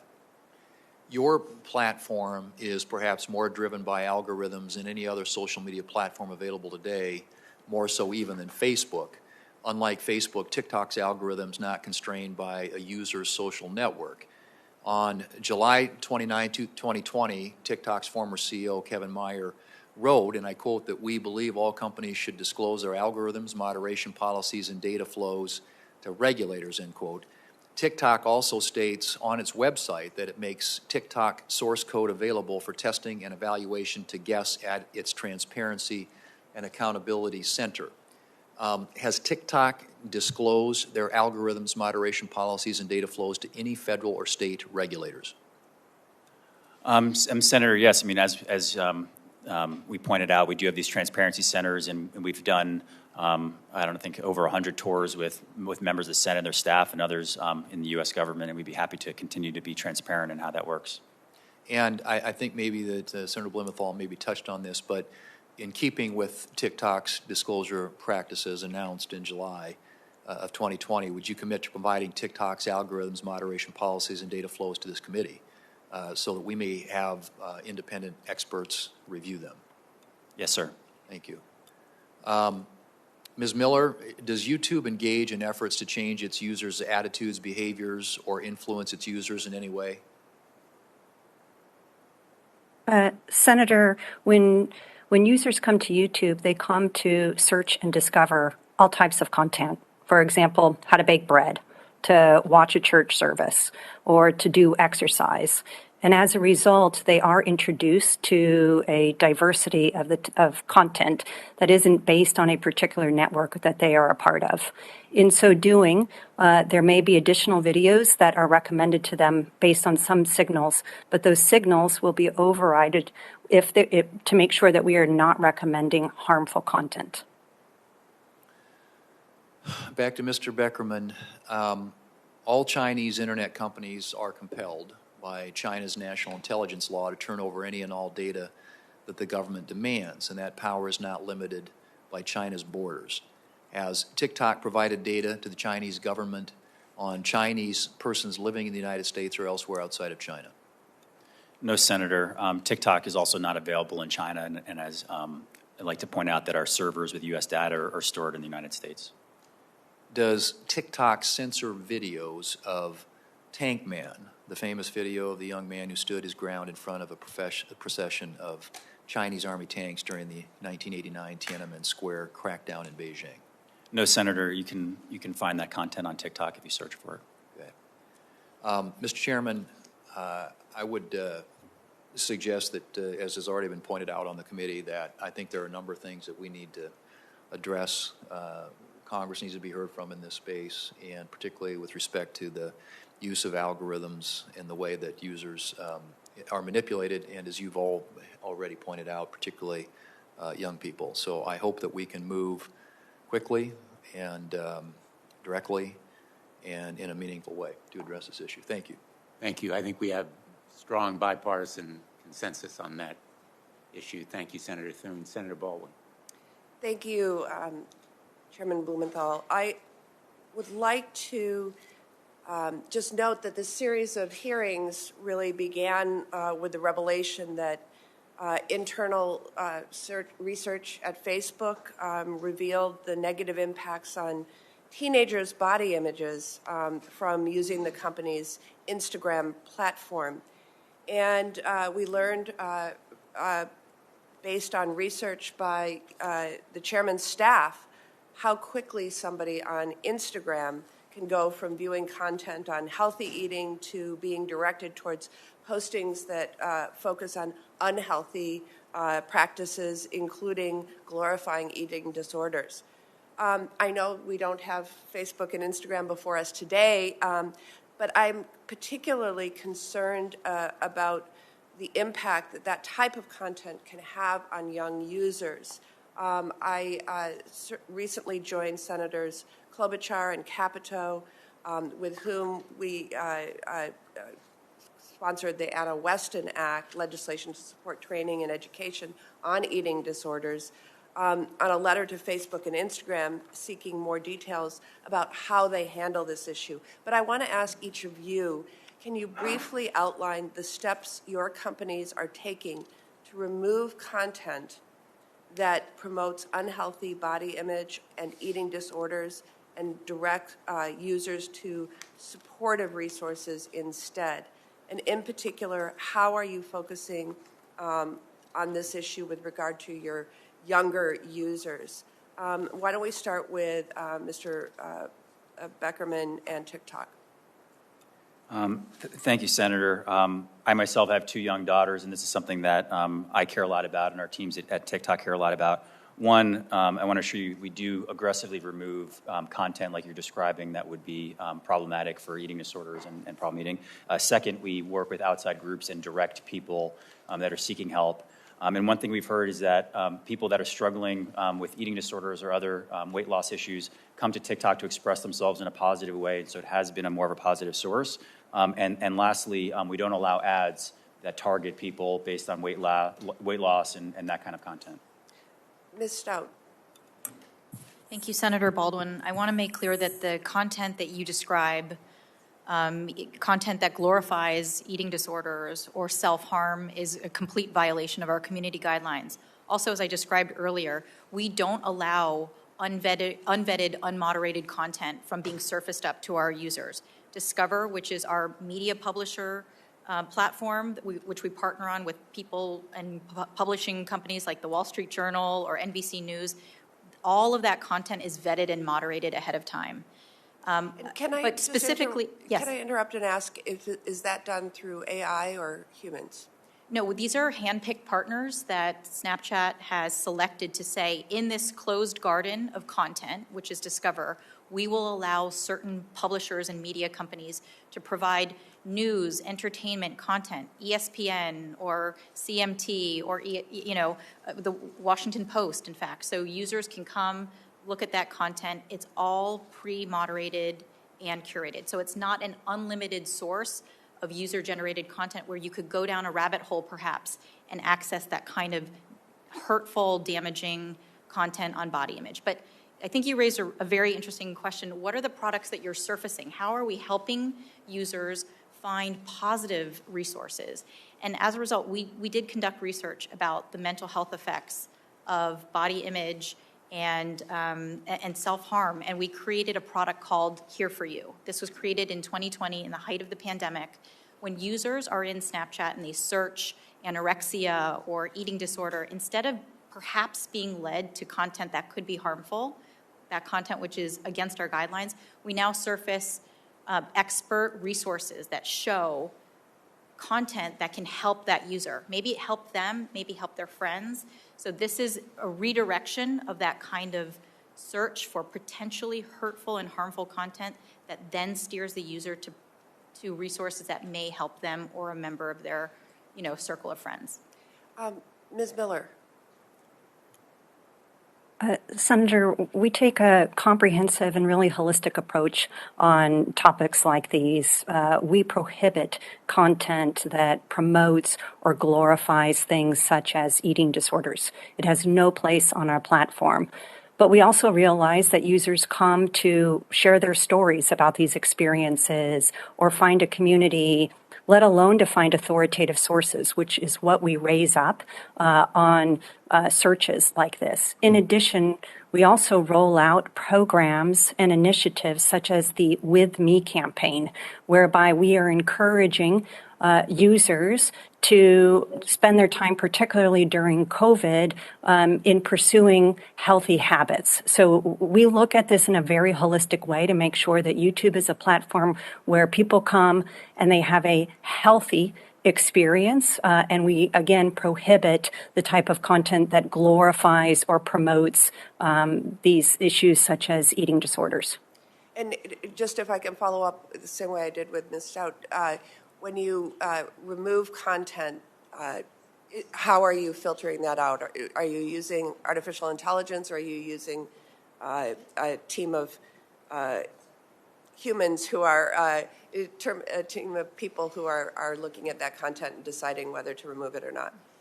It's a mix, Senator. So it's a mix of when we develop content policies, we rely on experts to inform the development of these policies, and then we have machine learning to help us capture this type of content at scale. You'll see in our quarterly transparency report that more than 90% of content that violates our community guidelines are flagged originally by machines, and then there's a mix of human reviewers. Thank you. I want to thank the Senator Blumenthal and Senator Blackburn for holding this subcommittee hearing. And as the witnesses can see, our colleagues are well informed and very anxious to get legislative fixes to things that they think are crucial to protecting individuals and protecting people's privacy. So I want to thank them for that. Yesterday, Motherboard Vice had an article that basically the headline was location data from GPS data from apps are given even when people have opted out. So basically I'm going to enter this for the record unless there's objection, but quote, the news highlights a stark problem that smartphone users, that they can't actually be sure if some apps are respecting their explicit preferences around data sharing. The data transfer presents an issue for the location data companies themselves. So basically, these companies are reporting information about location, even when people have explicitly opted out. And so they're continuing to collect this information. That is what the report of researchers and Motherboard found. So I have a question. Do you believe that location data is sensitive data and should be collected only with consumers' consent? All the witnesses, please. Yes, Senator, we agree. Yes, Senator, agree. Yes, Senator. And for users, they have access to their account under My Activity in My Account and can modify their settings, delete their history, and things of that nature. It's all just one click away. So any federal privacy law should make sure that that's adhered to. I see a nod. Is that? Yes, Senator. Yes, Senator. Yes. Okay, thank you. Do any of you share location data with the company that's in this article? It's Huck, I think, H-U-K. They're a major data. Senator, I've never heard of that company. I'm not aware. Okay. Senator, I'm not aware of the company, but we also don't collect GPS data. Well, it would be, you would be affiliated with them in some way. I mean, they're getting this information anyway. So I'm sorry, the last witness, if you, do you know? Senator, I'm also not aware of the company that you're referencing. Maybe you can help us for the record on this, so that we know. But this is exactly what the public is frustrated about and concerned about, particularly when harm can be done. That, you know, they go to a website, they say to the website, I don't want my sensitive information to be shared, and then there's this conglomerate of data gathering on top of that that's not honoring those wishes as it relates to the interface with those apps. So this is, I think, exactly why we need a strong privacy law and why we should, protect consumers on this. In the Facebook hearing we had this discussion about advertising and the issue of whether advertisers knew exactly what the content was they were being advertised. Now, I get that, we're also seeing a migration of major companies like Procter & Gamble and others who are moving off of the internet because they're like, I'm done with it. I don't want my ad because it's now run by a system. I don't want my ad just appearing next to certain kinds of content. And so, but what was more startling is that there may be actual deceptive practices here where people are saying, oh, this content is this, when in reality it is something else. In some of these cases we just discussed with Facebook, objectionable hate speech and content that we don't even think should be online, and yet that's not what the advertisers knew. So on your websites, do advertisers know what content they're being placed next to? So, Senator, I can respond to your question. Yes, our advertisers do know where their advertisements show up. And as I had mentioned, Discover, which is that closed, curated garden, those advertisements appear next to publishers and verified users that we have hand-selected to allow to appear. So on a platform like Snapchat, there is no broadcast disinformation or hate speech, and that's why I think Snapchat is, in fact, a very appealing place for advertisers because they know their advertisements will be placed next to safe content. Mr. Beckerman? Yes, Senator. Advertisers come to TikTok in particular because our content is known for being so authentic and uplifting and fun, and we see ads that are very much like TikTok videos, which are the same themes. Ms. Miller? Senator, we have worked with our advertising partners over the years to make sure that they have trust in the fact that advertising on YouTube is safe for their brands, in the same way that we have worked significantly to make sure that users themselves have a safe experience on the platform. And the advertising associations have recognized the work that we have done in this space so that their brands are safe on the platform. Thank you. I'll probably have a follow-up on this, but Senator Lee? Thank you, Madam Chair. Ms. Miller, I'd like to start with you, if that's all right. I want to ask you a particular question regarding YouTube's app age rating. Now, Google Play has the app rating set at teen, meaning 13 and up, while the Apple Store has it rated as 17 and up. Can you tell me why this disparity exists? That is, if Apple determined that the age rating for YouTube ought to be 17 and up, why did Google determine that its own app should be rated as teen, meaning 13 and up? Senator, I'm unfamiliar with the differences that you've just outlined, but I would be happy to follow up with you and your staff once I get more details on this. Okay. Yeah, I'd love to know about that. It is a simple question. I understand you may not be able to answer it right now if as it stands, you don't have the information, but I would just like to know why that difference exists and whether you agree or disagree with the fact that Google has rated its own app as 13 and up, while Apple is rated as 17 and up. But I'm happy to follow up on that in writing or otherwise.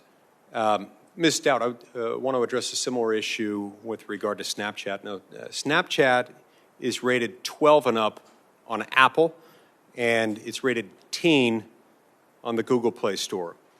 Any idea why there is that disparity there? Senator, that's a very good question, and I for some reason I've heard somewhere the reason why Apple lists at 12 and up. It's an app that's intended for a teen audience. Right. And why is there a disparity between the age rating and the content that's available on that platform? Senator, the content that appears on Snapchat is appropriate for an age group of 13 and above. Yeah, let's talk about that for a minute, because I beg to differ. In anticipation of this discussion and this hearing, I had my staff create a Snapchat account for a 13-year-old, for a 15-year-old child. Now, they didn't select any content preferences for the account. They simply entered a name, a birth year, and an email address. And then when they opened the Discover page on Snapchat, with its default settings, they were immediately bombarded with content that I can most politely describe as wildly inappropriate for a child, including recommendations for, among other things, an invite to play an online sexualized video game that's marketed itself to people who are 18 and up, tips on, quote, why you shouldn't go to bars alone, notices for video games that are rated for ages 17 and up, and articles about porn stars. Now, let me remind you that this this inappropriate content that has by default been recommended for a 15-year-old child is something that was sent to them by an app just using the default settings. So I respectfully but very strongly beg to differ on your characterization that the content is in fact suitable for children 13 and up, as you say. Now, according to your own website, the Discover is a list of recommended stories. So how and why does Snapchat choose these inappropriate stories to recommend to children? How does that happen? How would that happen? So, Senator, allow me to explain a little bit about Discover.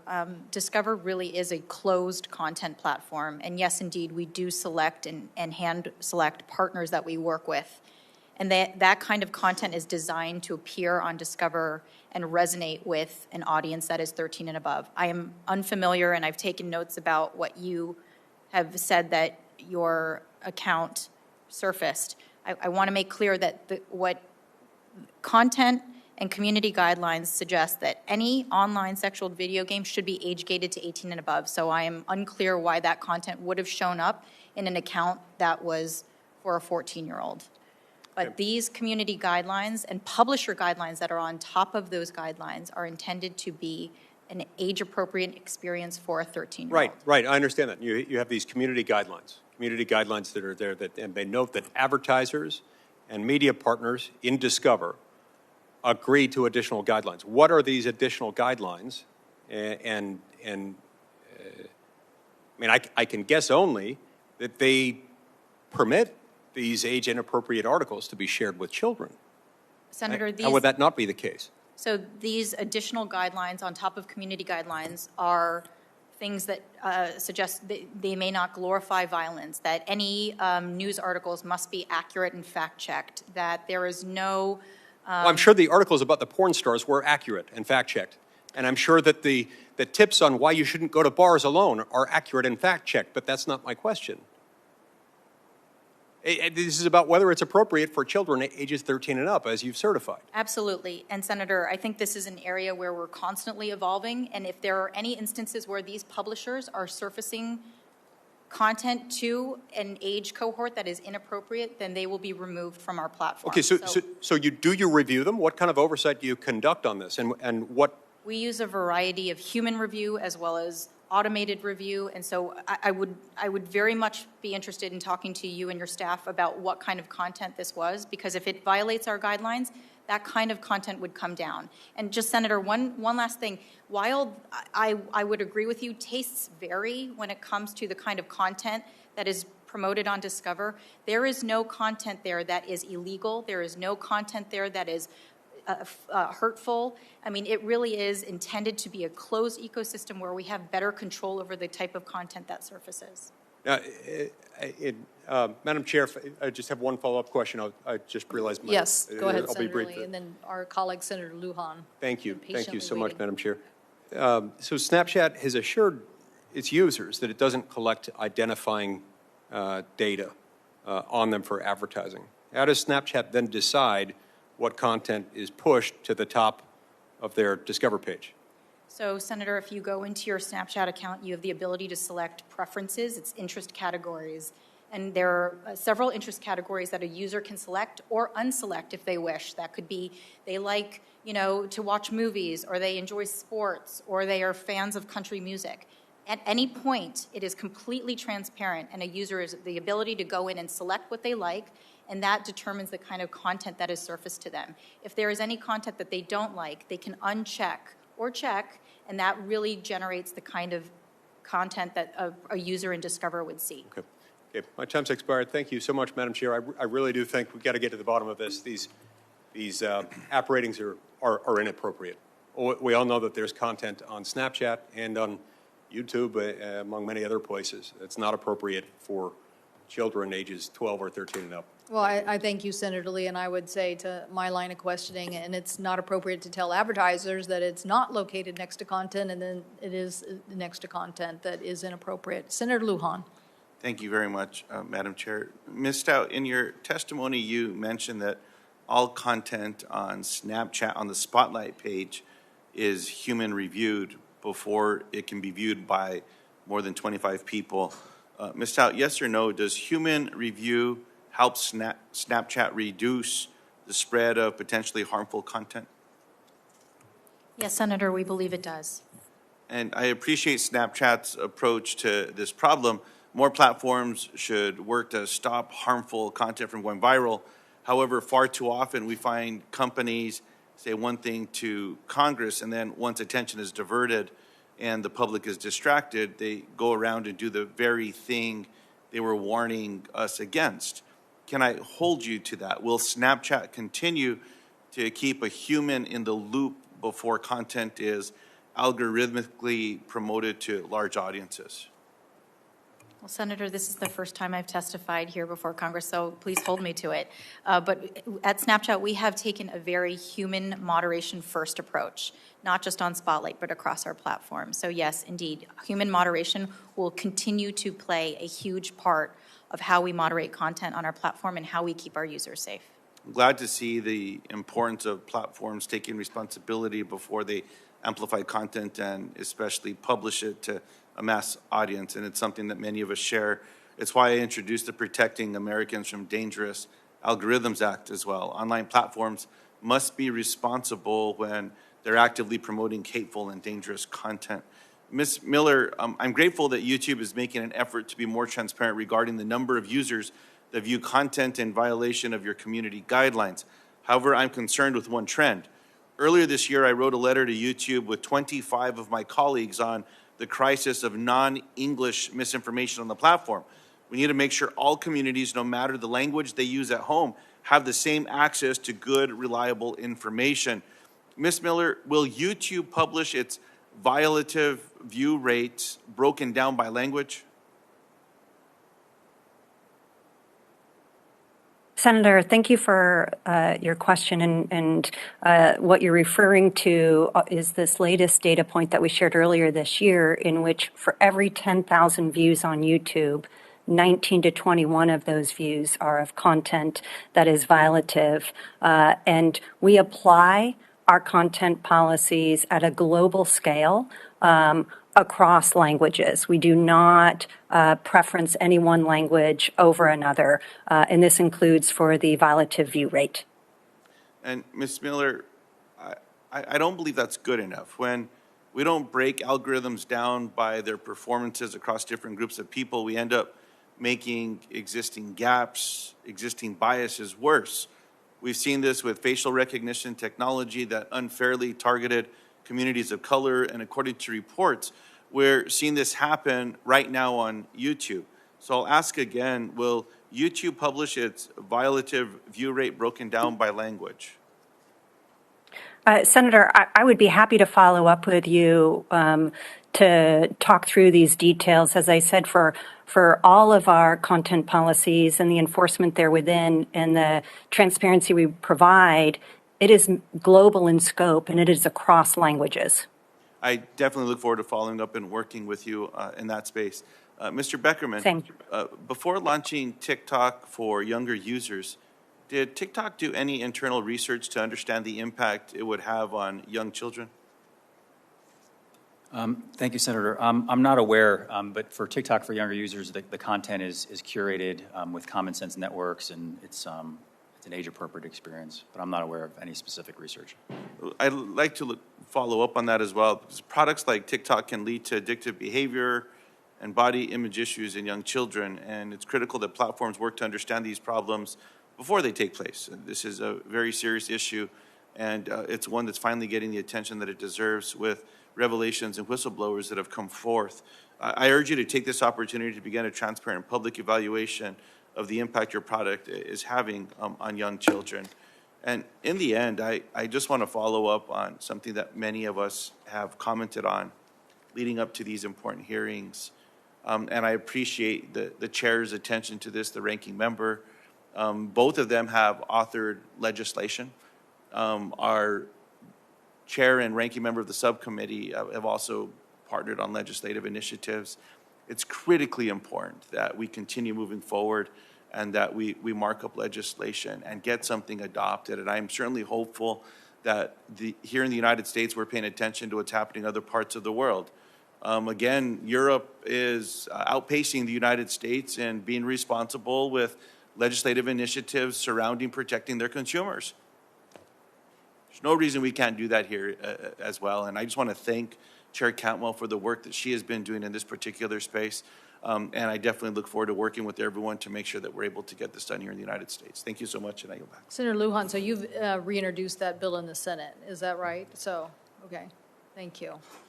Very much appreciate that and appreciate your leadership. So the witnesses, we're waiting the return of Senator Blumenthal so I could go and vote. If he doesn't come in the next minute or so, we'll just take a short recess because we're way past time to get over there. But I want to thank all the members who've participated thus far because we've had a very robust discussion today. You can see that this is a topic that the members of this committee feel very, very passionately about and obviously believe that there's much more that we need to be doing in this particular area. So I appreciate everybody's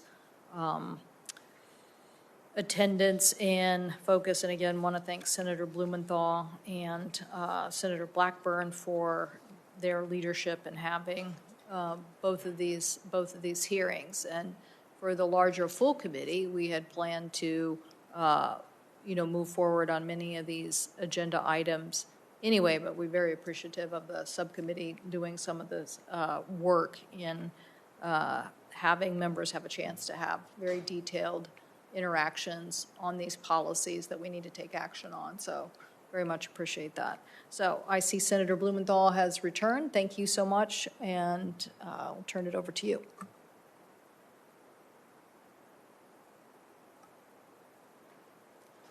Thank you, Chairman Cantwell, and thanks for your excellent work on this issue. I'd like to ask some additional questions on legislative proposals. One of the suggestions that Senator Klobuchar raised was legal responsibility and liability, which, as you know, is now precluded by Section 230. Let me ask each of you, would you support responsible measures like the Earn It Act, which I have proposed, to impose some legal responsibility and liability for cutting back on the immunity that Section 230 affords? Ms. Stout? Senator, we agree, Snapchat, that there should be an update to the intermediary platform liability law, CDA 230. And in fact, the last time this body addressed a reform, which was for the SESTA FOSTA, Snapchat was a company that actively participated in that and helped draft legislation. So we would welcome another opportunity, Senator, to work with you on that. Thank you. Would you support the Earn It Act, which, as you know, Senator Graham and I have proposed, that imposes liability and affords victims the opportunity to take action against platforms that engage in child pornography and related abuses? Of course, Senator, we completely prohibit that kind of activity, that illegal activity, and we actively look for it. And when we find it, we remove it. If you would allow me to get back to you, it's been a while since I've looked at the Earn It Act. I do recall when you and Senator Graham introduced it, but I believe that the spirit of your legislation is something we'd very much support. Well, you had the opportunity before to say whether you supported it. So far, you haven't. Will you commit to supporting it? Senator, again, my memory is failing me a little bit, but I do believe that the provisions in the Earn It Act were many of the provisions that we supported. So I'd be happy to come back with a more specific answer for you. Mr. Beckham. Thank you, Senator. We do agree that there needs to be a higher degree of accountability and responsibility for platforms, particularly as it relates to content moderation, that needs to be done in a way that allows all platforms to moderate in an appropriate and aggressive way to make sure that the kinds of content that none of us want to see on the internet or on any of our platforms is able to be removed. Do you support changes in Section 230 to impose liability? There absolutely can and should be changes, but again, in a way that would allow companies like ours that are good actors, that are aggressively moderating our platform in a way that we think is responsible to be able to continue to do so. Will you support the Earn It Act? We'd be happy. Again, we agree with the spirit of it. We'd be happy to work with you and your staff on that bill. Well, the bill, again, was reported unanimously out of the Judiciary Committee during the last session. It hasn't changed significantly. Did you support it then? I think the concern would be unintended consequences that would lead to hampering companies' ability to remove and police violative content on platforms. Is that a yes or a no? It's a maybe. Well, so far we have two maybes. Ms. Miller? Senator, I'm aware of a number of proposals regarding potential updates to 230, and me and my team, as well as the other teams across Google, have been involved in the conversations regarding these various proposals. I would just like to say, though, that we see 230 as the backbone of the internet, and it is what allows us to moderate content, to make sure that we are taking down content that leads to potentially eating disorders, for example, what we've been talking about here earlier, or self-harm. So we want to make sure that we continue to have protections in place so we can moderate our platforms so that they are safe and healthy for users. I am aware of the Earn It Act, and I know again that our staffs have been speaking, but I understand I think there's still ongoing discussions regarding some portions of the proposal. But we also very much appreciate and understand the rationale as to why this was introduced, particularly around the area of child safety. Well, again, is that a yes or a no? Do you support it? We support the goals of the Earn It Act, but there are some details that I think are still being discussed. Well, you know, as Senator Markey has said, this is the talk that we've seen again and again and again and again. We support the goals, but that's meaningless unless you support the legislation. And it took a fight, literally bare-knuckle fight, to get through legislation that made an exception under SESTA for liability on human trafficking. Just one small piece of reform.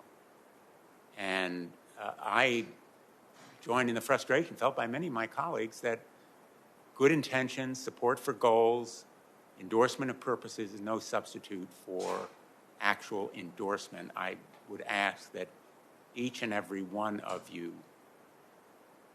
support the Earn It Act, but also other specific measures that will provide for legal responsibility. And I think I know what Ms. Miller means by the claim that Section 230 provides a backbone, but it's a backbone without any real spine right now, because all it does is afford virtually limitless immunity to the internet and to the companies that are here.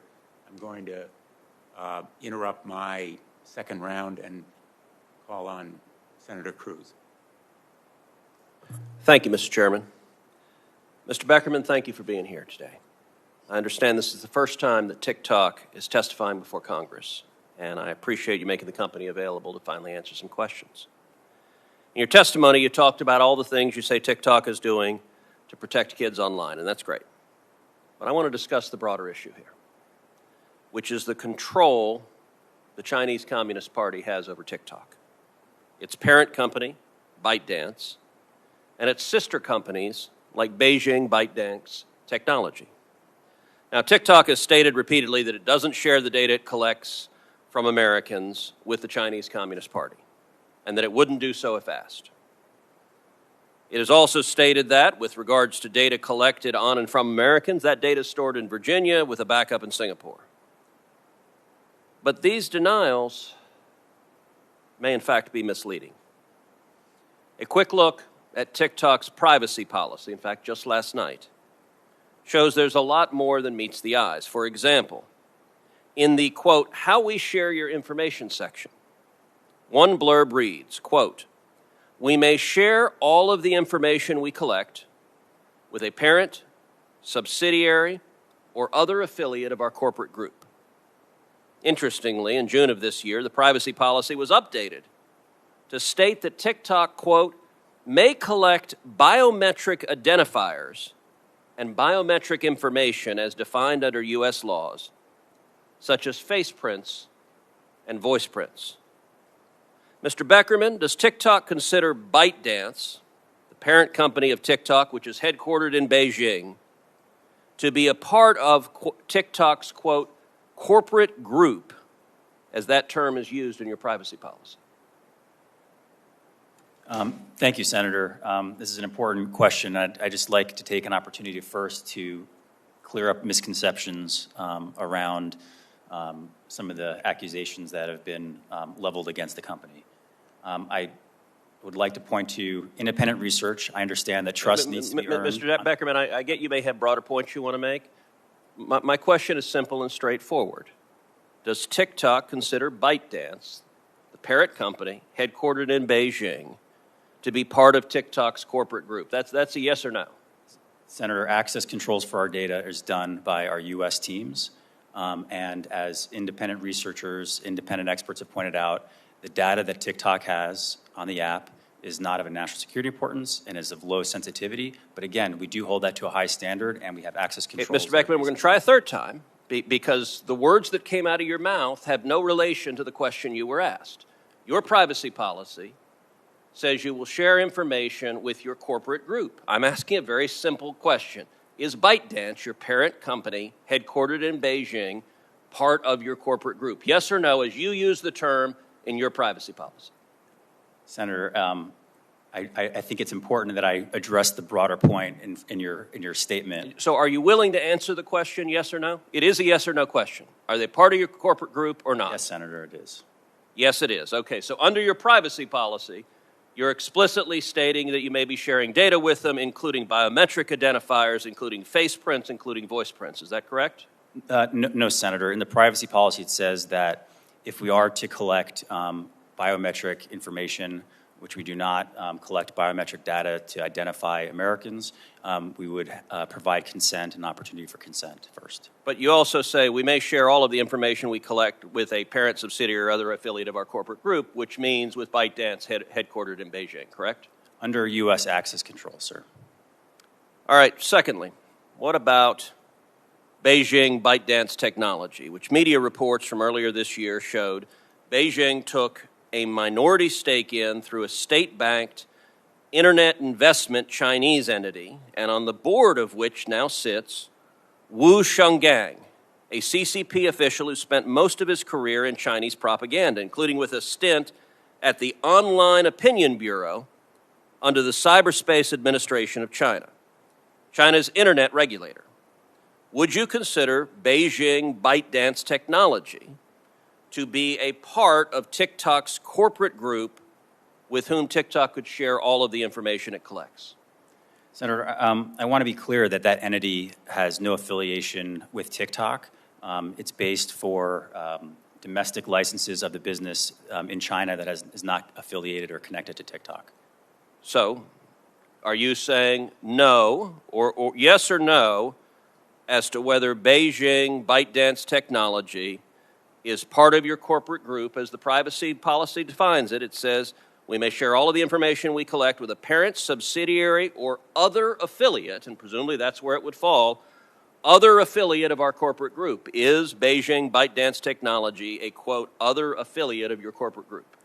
Senator, I'm saying that entity deals with domestic businesses within China. It is not connected with TikTok. You're having a hard time. You're answering questions I'm not asking. Again, it's a yes, no. Is Beijing ByteDance technology a, quote, other affiliate of your corporate group as your own privacy policy defines it? Senator, I'm just trying to be clear to answer your question. That entity is based in China for the Chinese business that is not affiliated or connected with TikTok. Okay. So that's twice you haven't answered. Last time you did it on the third time, so let's try it again. Again, it's a yes, no. The answer is the same, Senator. Which is? What I just said, that entity is... Okay. What you just said did not answer the question, so let me just repeat the question again. Is Beijing ByteDance technology a, quote, other affiliate of our corporate group as your privacy policy defines it? Yes or no?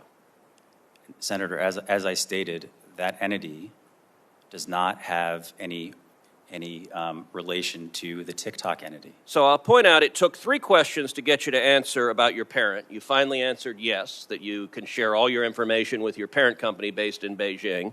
I've asked you 3 times about this sister company that is obviously another affiliate. You've refused 3 times. That may be revealing, often as Sherlock Holmes observed about the dogs that do not bark, it may be revealing that the Chinese propaganda minister that is serving on your sister company and who's been in the business of online propaganda You're refusing to answer whether they fall under your privacy policy. That reveals, I think, a great deal, unfortunately. Senator, with all due respect, I'm just trying to be accurate here. There's a lot of accusations that are just not true, and I want to make sure that it's okay, clear. I'm going to give you one more chance, and my time is over. But look, in baseball, 3 strikes, you're out. Tonight, the Astros are going to begin winning the World Series. Let's see if a 4th strike, you could actually answer the question. And it's a simple yes/no. Is Beijing ByteDance Technology a, quote, other affiliate of our corporate group, as your privacy policy defines that term? Senator, as I pointed out before, my answer is the same. Yes or no? You didn't answer. Senator, I appreciate you're trying with gotcha questions. It's not a gotcha question. I'm asking about your policy. I'm just trying to be truthful and accurate about the Are you willing to answer this question, yes or no? Senator, I answered the question. You have not answered the question. Is it another affiliate, yes or no? Senator, I stated a number of times that entity is a domestic entity within China for licenses there. And apples are red. You stated something that is not the question I asked. Is it another affiliate as defined under your privacy policy, yes or no? Senator, I answered. You're here under oath. Are you going to answer the questions? I answered the question. Or were you instructed not to answer this question? No, Senator. I'm just. So you're just not refusing to answer it because you don't want to? Senator, it is not affiliated with TikTok. That's your question, and that is the answer. So your answer, I want to be clear because you're under oath. Your answer is that Beijing ByteDance Technology is not a, quote, other affiliate of our corporate group, as your privacy policy uses that term. This is a legal question with consequence. Senator, I understand the question. As I pointed out, TikTok is not available in China. That is an entity that is for purposes of a license of a business in China that is not affiliated with TikTok. So for the record, you're refusing to answer the question. I believe I answered your question, Senator. Yes or no? Tell me which one it is. Just give me one word, yes or no. Senator, I answered the question. You're not willing to say yes or no. It was not a yes or no question. I want to be precise. Okay, I want to be. Is this company another affiliate as defined in your privacy policy? That is binary. There's not a maybe. It's yes or no. Senator, the way I answered it, I'm not aware that is the answer to the question. Okay, so you're refusing to answer the question. That does not give this committee any confidence that TikTok is doing anything other than participating in Chinese propaganda and espionage on American children. Senator, that's not accurate. And again, I would point you to if it were not accurate, you would answer the questions, and you have dodged the questions more than any witness I have seen in my 9 years serving in the Senate. That is saying something, because witnesses often try to dodge questions, but you answer non sequiturs and refuse to answer very simple questions. That, in my experience, when a witness does that, it is because they are hiding something. Senator Moran. Mr. Chairman, thank you very much. Let me turn to Ms. Stout and ask a question about data privacy. So, Senator Blumenthal and many others have been working on a consumer data privacy bill now for the last several years. I have introduced a bill that includes an appropriately scaled right for consumers to correct and to erase data that is collected or processed by covered entities, including social media companies. Ms. Stout, I understand that Snap currently allows users the right to correct or delete their user data. Would you please explain Snap's decision to proactively provide this service? Thank you, Senator, for the question. And I just want to say we applaud the committee and your leadership on this issue, and we fully support a federal comprehensive privacy bill, and look forward to continuing to work with you and your staff on that. To address your question, yes, Senator, Snap has been designed with a very privacy-centric focus from the very outset. We don't collect a lot of data. We believe in data minimization, short data retention periods. And to the effect that you made, as you pointed out, we don't store content forever, and we believe in giving users transparency and control, which includes giving them the ability to delete their data if they wish, or the ability to download their data. We have a tool within the app. Users are able to download their data, which gives them essentially portability of any kind of information that they may have agreed to share or post or put on their Snapchat account. And other platforms who may not take the same position that Snap has, tell me what it is that you give up in your ability to earn revenue. What is it that you lose by doing that, if anything? So, Senator, we make trade-offs every day that sometimes disadvantage our bottom line. And there are no rules or regulations that require companies like Snap to have short retention periods. That is why federal privacy legislation is so critical, or why we choose to voluntarily have a data minimization practice. So oftentimes that means that advertisers find other platforms perhaps more enticing because those platforms keep a history of anything that's ever been searched or ever been shared or location data that's ever been provided. And that is not the case on Snapchat. So that's a trade-off, Senator, that we make because we believe in being more private and more safe. Because if you did it otherwise, what would you gain by doing so?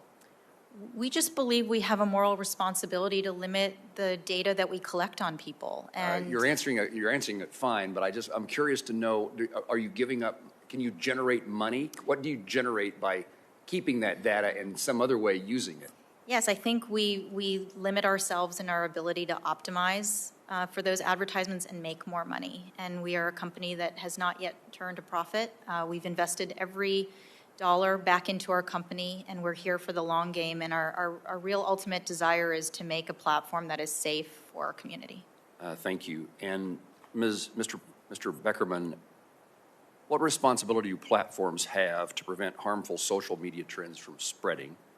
And how can TikTok improve its algorithm to better comply to TikTok's own terms of service that prohibit, quote, content that promotes or enables criminal activity? Thank you, Senator. We do have a responsibility to moderate our platform along with our community guidelines and do that in a transparent way. Where does that responsibility come from? Just comes from doing the right thing. You know, for us, we want to be a trusted platform. We want to be a platform where people have a joyful experience and like coming to the app, and that's what we're seeing. And that starts with our community guidelines. Certain content, like you mentioned, illegal activities, misinformation, other categories that you wouldn't allow on the platform. We work really hard. I think our content moderation teams and our safety teams are often the unsung heroes of the companies that are working every day 24/7 to ensure that community guidelines are met and the platforms stay positive, joyful. The nature of my second question, the add-on question, was leading because it suggests that you're not complying with your own terms of service that prohibit content that promotes or enables criminal activity. And my question was, how can you improve your algorithm to better accomplish that? Maybe you want to discount the premise of the question. No, Senator. I mean, it's an important area where we always want to get to 100%. We release regular transparency reports, and 94% of our removals of violative content are done proactively. Much of it is done within 24 hours or before there's any views. We always want to strive to get 100%, and that's something that we fight and work on every single day. Thank you. Thank you, Chairman and Ranking Member Blackburn. I think the series of hearings that this subcommittee is having are hugely important to the nature of our country and to its future. Thank you. Thanks, Senator Moran. Senator Blackburn. Thank you, Mr. Chairman. Ms. Miller, I would like to come to you. You talk about moderation is a combination of machine learning and human review, and it seems that YouTube has no problem pulling down videos that question abortion, global warming, vaccine mandates, but child abuse videos remain on your site. So I am interested to know more about the specific inputs that you use in these reviews.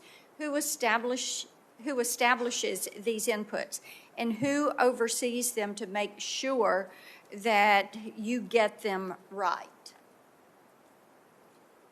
Senator, thank you for your question. So we heavily invest in making sure that all of our users, but particularly kids on the platform, have a safe experience. And the way that we do this is with a number of levers. For example, we have content policies as it relates to child safety on the platform, so not putting minors into risky situations in videos on the platform. Okay, We have then policies. let me jump in and ask Okay. you then, if you're saying you don't want to put children into risky videos. There is a world of self-harm content on your site, and a few searches come up with videos such as, and I'm quoting from searches that we've done, songs to slit your wrist by, vertical slit wrist, how to slit your wrist, and painless ways to commit suicide. Now, that last video, Painless Ways, was age-gated, and but do the self-harm and suicide videos violate YouTube's content guidelines, if you're saying you have these guidelines? Senator, I would certainly welcome following up with you on that video you may be referencing, because we absolutely prohibit content regarding Ms. suicide Miller, or self-harm. I have to tell you, we have pulled these down in my office. Our team has worked on this because I think it's imperative that we take the steps that are necessary to prevent children and teens from seeing this content. And I just can't imagine that you all are continuing to allow children to figure out how to do this on your site, how to carry out self-harm. So yes, why don't you follow up with me for more detail, and I would like that response in writing. And I also talked to a film producer friend this morning, and the film trailer for I'm Not Ashamed, which was based on the story of Rachel Scott. She was the first victim of the Columbine attacks. And the film focused on her faith and how it helped in her life. So why would you remove this film trailer and block its distributor from being on your site? And you did this for 11 months. You did not put the trailer back up until Hollywood Reporter called and said, why have you done this? You got an answer on that one? Senator, I'm sorry, but I'm not familiar with that specific removal. Then let's review this. Yep. Because and we can submit the documentation. I had it sent back over to me. Ms. Stout, I want to come to you. We had an issue in Memphis with a 48-year-old man who was on your site. He raped a 16-year-old Memphis teen, and he claimed to be a music producer. He lured her into this relationship, and one of the news articles recently called Snapchat the app of choice for sexual predators. This is something that is of tremendous concern. And much of it, from what I understand from talking to moms and talking to grandmoms, is they use the Snap Map location service. And I know you're probably going to say only your friends can follow you, but somehow people are getting around that. And these sexual predators who are following young people are using this map to get to their location. So we had this in Memphis with the rape. We have another child that was in the middle part of the state that the predator followed her, and she tried to commit suicide because she knew her family was going to find out. So are you taking steps? Do you want to give me a written answer as to the steps that you all are taking? How are you going to get a handle on this? This is endangering young women. Senator, I'm more than happy to give you a detailed written answer, and you have written to us in the past, and I appreciate your leadership in following up on this issue. I want to just make crystal clear that the exploitation of minors is absolutely deplorable. It is our highest priority to prevent this type of event from happening on our platform. But with respect to the map, yes, indeed, location appearing on the map is off by default for everyone, not only for minors, but for everyone. So in order to appear to someone on the map and share your location, you must be bidirectional friends with that person. I will say with respect to grooming, this is an area where we spend a tremendous amount of time and resources to try to prevent. Snapchat makes it intentionally difficult for strangers to find people that they don't know. We do not have open profiles. We do not have browsable pictures. We don't have the ability to understand who people's friends are and where they go to school. So, Senator, I'd be more than happy to follow up with you in writing and provide you more details. Let's do that so we get some more detail. One question for all three of you, and you can answer this in writing if you choose. You've all talked about the research work that you do. Do you get parental consent when you are doing research on children, and can you provide us a copy of the parental consent form? We asked Facebook for this, and they punted the question repeatedly. And Ms. Miller, I think you need to provide the committee clarity. You said that you all had never spoken out against online privacy. I think the chairman and I may question that a little bit. So my question to you, and you can come back to us with a little bit more depth on this. Did you fight it as a part of the Internet Association as they were fighting privacy on your behalf?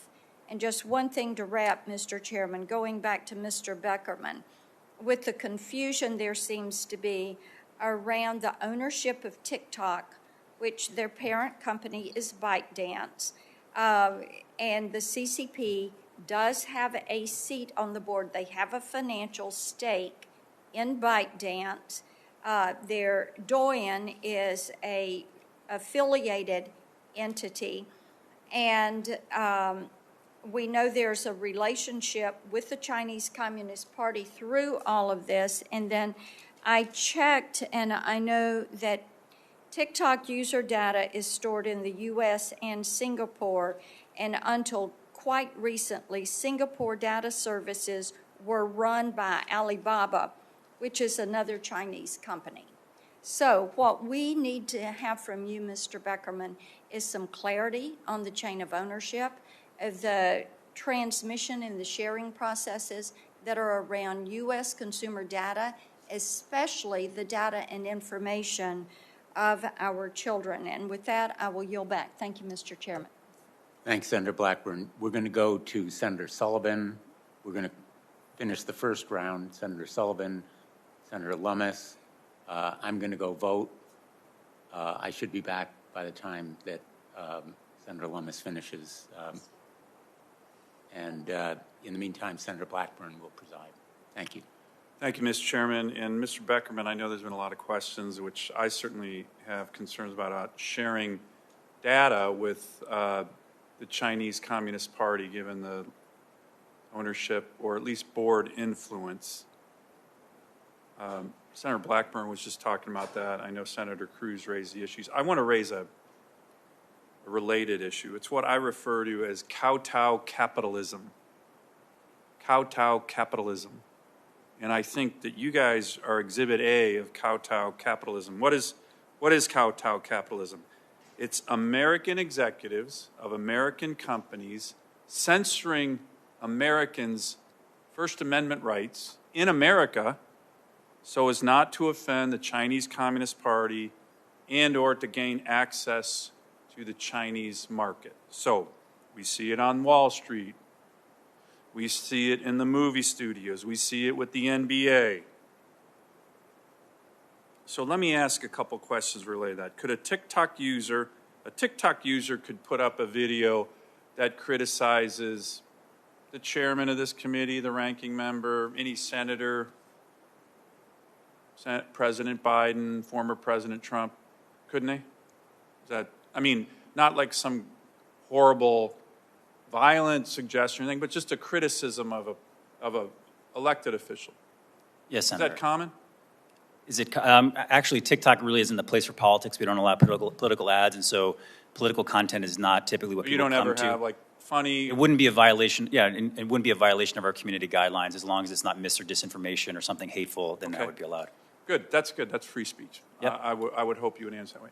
Could a TikTok user put up a video criticizing Xi Jinping? I know he's sensitive, for example, of being compared to Winnie the Pooh. could a TikTok user put up videos that kind of make fun of him, maybe with references to Winnie the Pooh? I don't know why he doesn't like Winnie the Pooh, but for some reason you can't put Winnie the Pooh up anywhere in China. Can a TikTok user do that? Yes, Senator. Really? Senator, yeah, our community guidelines are done for the United States market by our team in California, and our moderators are done here, and that wouldn't be a violation of our community guidelines. Okay, so what about in 2019 you admitted to censoring videos mentioning Tibetan independence? Can a TikTok user mention Tibetan independence? Yes, Senator. So what happened in 2019 when you guys admitted to censoring a video related to that? I'm not familiar with that incident, but I can assure you that would not be a violation of our community guidelines and would be allowed on our platform. Okay, what about, I think there was a TikTok public policy director in 2020 admitted that TikTok had previously censored content that was critical of the CCP in regard to forced labor with regard to Uyghur Muslims. Is that true? That's incorrect. I mean, that would not be a violation of our community guidelines. That content would be permitted. Okay, so you're saying that your videos have never been censored by the Chinese Communist Party on any matter? These are, I'm just reading from this, maybe these are all wrong. No, I can assure you that our content moderation teams are led by Americans. Our moderation guidelines are public and transparent, and content that's critical of any government, frankly, as long as it meets our community guidelines, not mis and disinformation or hateful speech or something like that would be allowed. And I would encourage you to search for a number of the examples that you mentioned today on TikTok, and I'm sure you could find. So the Tibetan independence and the Uyghur Muslim forced labor issues were not censored? I have wrong information on that. They're not currently censored. Were they previously censored by anyone at TikTok? I'm reading here 2019, 2020, you admitted, somebody in TikTok admitted doing that. So that didn't happen? I'm not aware of that. I can say that's not a violation of our guidelines now, and that's not how we moderate content. Okay. Well, listen, Madam Chair, or Mr. Chairman, and the ranking member, I do think this issue of kowtow capitalism, where American companies are censoring Americans, we're seeing it all the time, is an issue that this committee should be looking at, because the Chinese Communist Party, of course, can crush freedom of speech in their own country, but they shouldn't be able to crush it in this country. And Mr. Beckerman, I'm glad that you're denying any of this. I look forward to seeing videos somewhere, somehow on TikTok that are critical of the Chinese Communist Party. Not really holding my breath, but maybe it's true. Maybe ByteDance and the CCP board members are fine with videos criticizing President Xi Jinping and other members of the Communist Party. So you're saying that's totally fine and completely acceptable policy for TikTok users? Yes, Senator, and just to be perfectly clear, there's not involvement from the Chinese Communist Party in moderation of TikTok, and it's all done by Americans from within the United States. Great. Thank you. Thank you. Thank you, Mr. Sullivan, and I will let you, we are going to continue looking at these issues of the Chinese Communist Party's influence into U.S. companies and into technology and the silencing and censoring of free speech of U.S. citizens online. Right. So it's a really important issue. I question. appreciate that. Yes, Thank it you. is. Senator Lummis, you're recognized. Thank you, Madam Chairman, and I'm going to start directly with questions, and if I have any time left, I'd like to read a statement into the record. But I'll start with a question for Ms. Miller. YouTube has implemented several features, such as autoplay, that have been proven to make the platform difficult to stop using. What mechanisms has YouTube employed to ensure that children specifically have tools to counteract these design decisions? And do you believe those controls are sufficient? Senator, thank you for your question. Autoplay is default off on YouTube Kids, as well as in supervised experiences on YouTube Main. So we have set those to default off. We do allow if the default is changed to allow for autoplay, for example, if a family is in a car and they would like to have the parents have decided they want autoplay to continue, but we have set it to default off. And do you believe that's sufficient? I think it's one of a number of tools that are important to make sure that kids have a healthy and safe experience on the platform. Another is that we do not deliver targeted advertising on YouTube Kids. Another is that we age gate content to make sure that minors do not see age inappropriate material. So it's only with a number of tools and protocols in place do we think that we are meeting the bar we've set for ourselves, that parents expect of us, experts in the field such as child development advise us on to make sure, again, that kids are having a safe experience on the platform. Thank you. Mr. Beckerman, after my staff reviewed your privacy policy, I want to list some of the items that TikTok will automatically collect from one of its users. That person's location, the device model of your phone, their browsing history outside and inside of TikTok, content of all messages sent on TikTok, their IP address, their biometric identifying information, and information from their phones, such as keystroke patterns and other apps. Do you believe this sort of mass data collection is necessary to deliver a high-quality experience to your users? Senator, thank you for that question. Some of those items that you listed off are things that we're not currently collecting, and we state in the privacy policy that if we were to, we would notify users and get their consent. And which of those that I named have that condition? Yeah, as it relates to biometric, I didn't write down every single thing. I'd be happy to go through it with you and your team on that. Perfect. We will follow up with you. My question is, regardless of which ones require consent of those I mentioned, why should any member of this committee feel comfortable with the vast amounts of data your company is collecting on our children, especially since TikTok has a relationship to the Chinese Communist Party? Senator, first off, as it relates to data, TikTok actually collects less in many categories than many of our peers. And some of these things, as you mentioned, keystroke, that's not collecting actually what people are typing. That's actually an anti-fraud, anti-spam measure that measures the cadence of typing, because a bot, for example, would behave very differently than a human. And so it's not actually collecting what people are typing. It's an anti-fraud measure. Which of your competitors or other companies that you're aware of collect more information? I probably would point to Facebook and Instagram, for example. Well, I'll ask the same questions of them. Thank you. This for all our witnesses. Are your platforms specifically designed to keep users engaged as long as possible? You want to start, Mr. Beckerman? Senator, we want to make sure that people are having an entertaining experience, like TV or movies. TikTok is meant to be entertaining, but we do think we have a responsibility along with parents to make sure that it's being used in a responsible way. We have take-a-break videos, we have time management tools, and family pairing is another tool where parents can help limit the time that their teenagers are spending on the app. But is the length of engagement a metric that your company uses in order to define success? There's multiple definitions of success, Senator. It's not just based on how much time somebody's spending on the app. But is that one of them? Is length of engagement one of the metrics?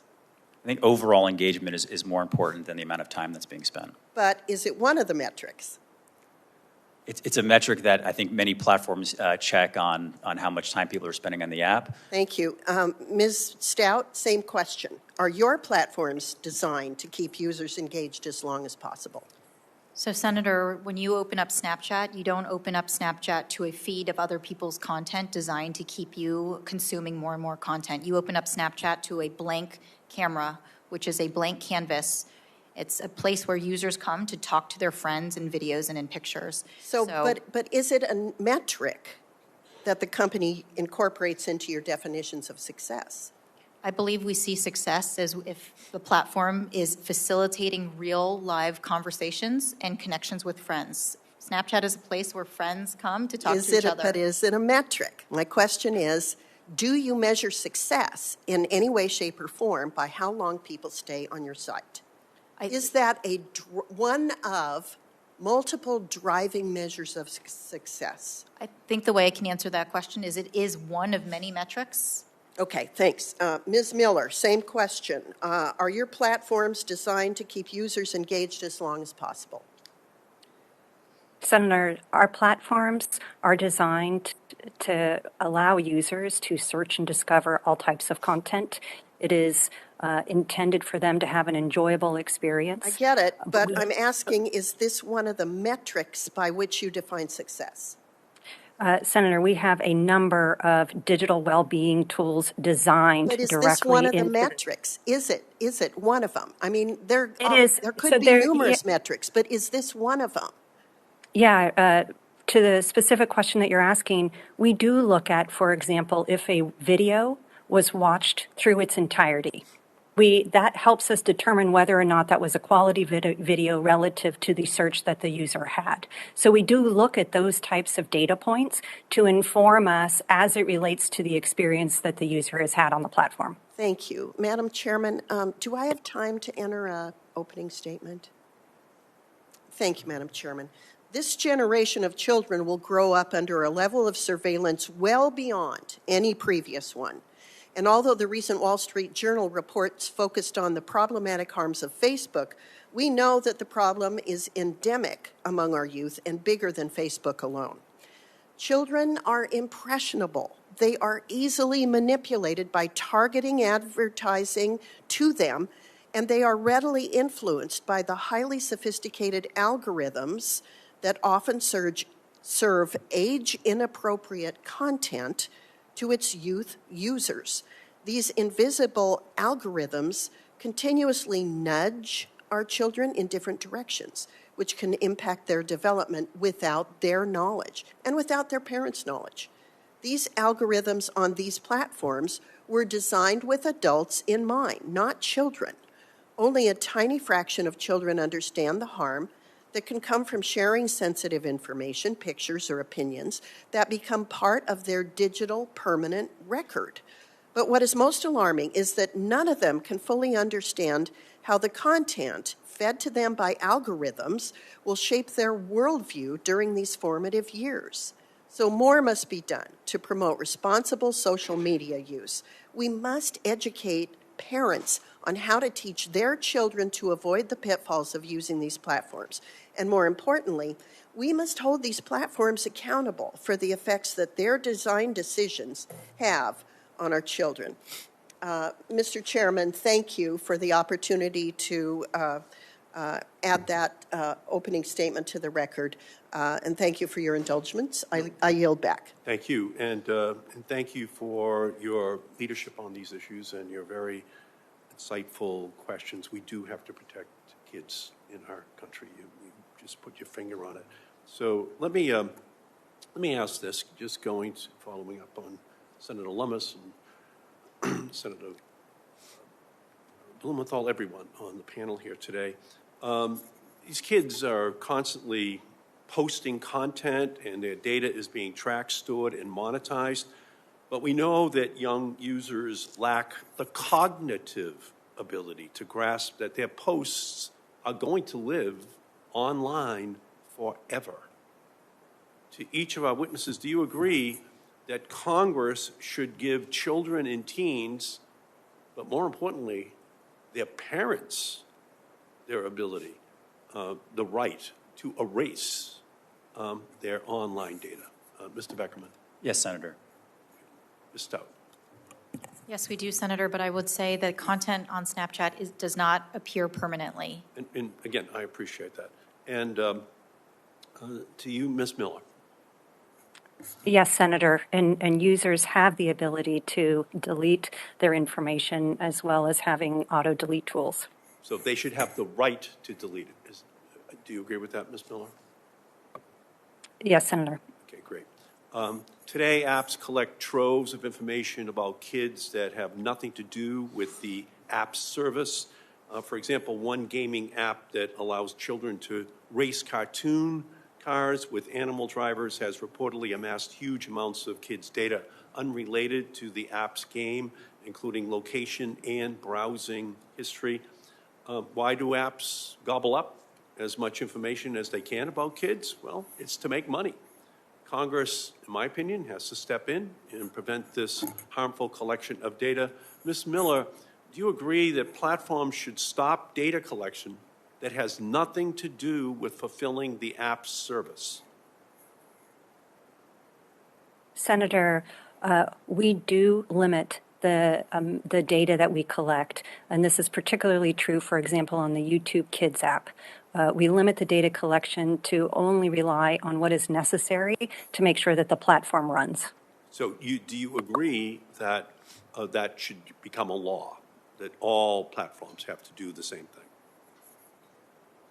Senator, I don't want to speak to whether or not it should become a law and or the details of any proposed legislation, but at YouTube, we've not waited for a law to make sure that we have these protections in place. I appreciate that. It's time to just make up your mind.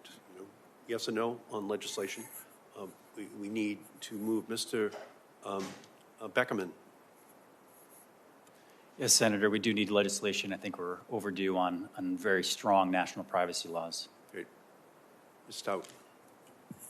Yes, Senator, we absolutely collect less data, and it sounds as though collection of data that is irrelevant to the performance of the app does not appear to be within scope. Okay.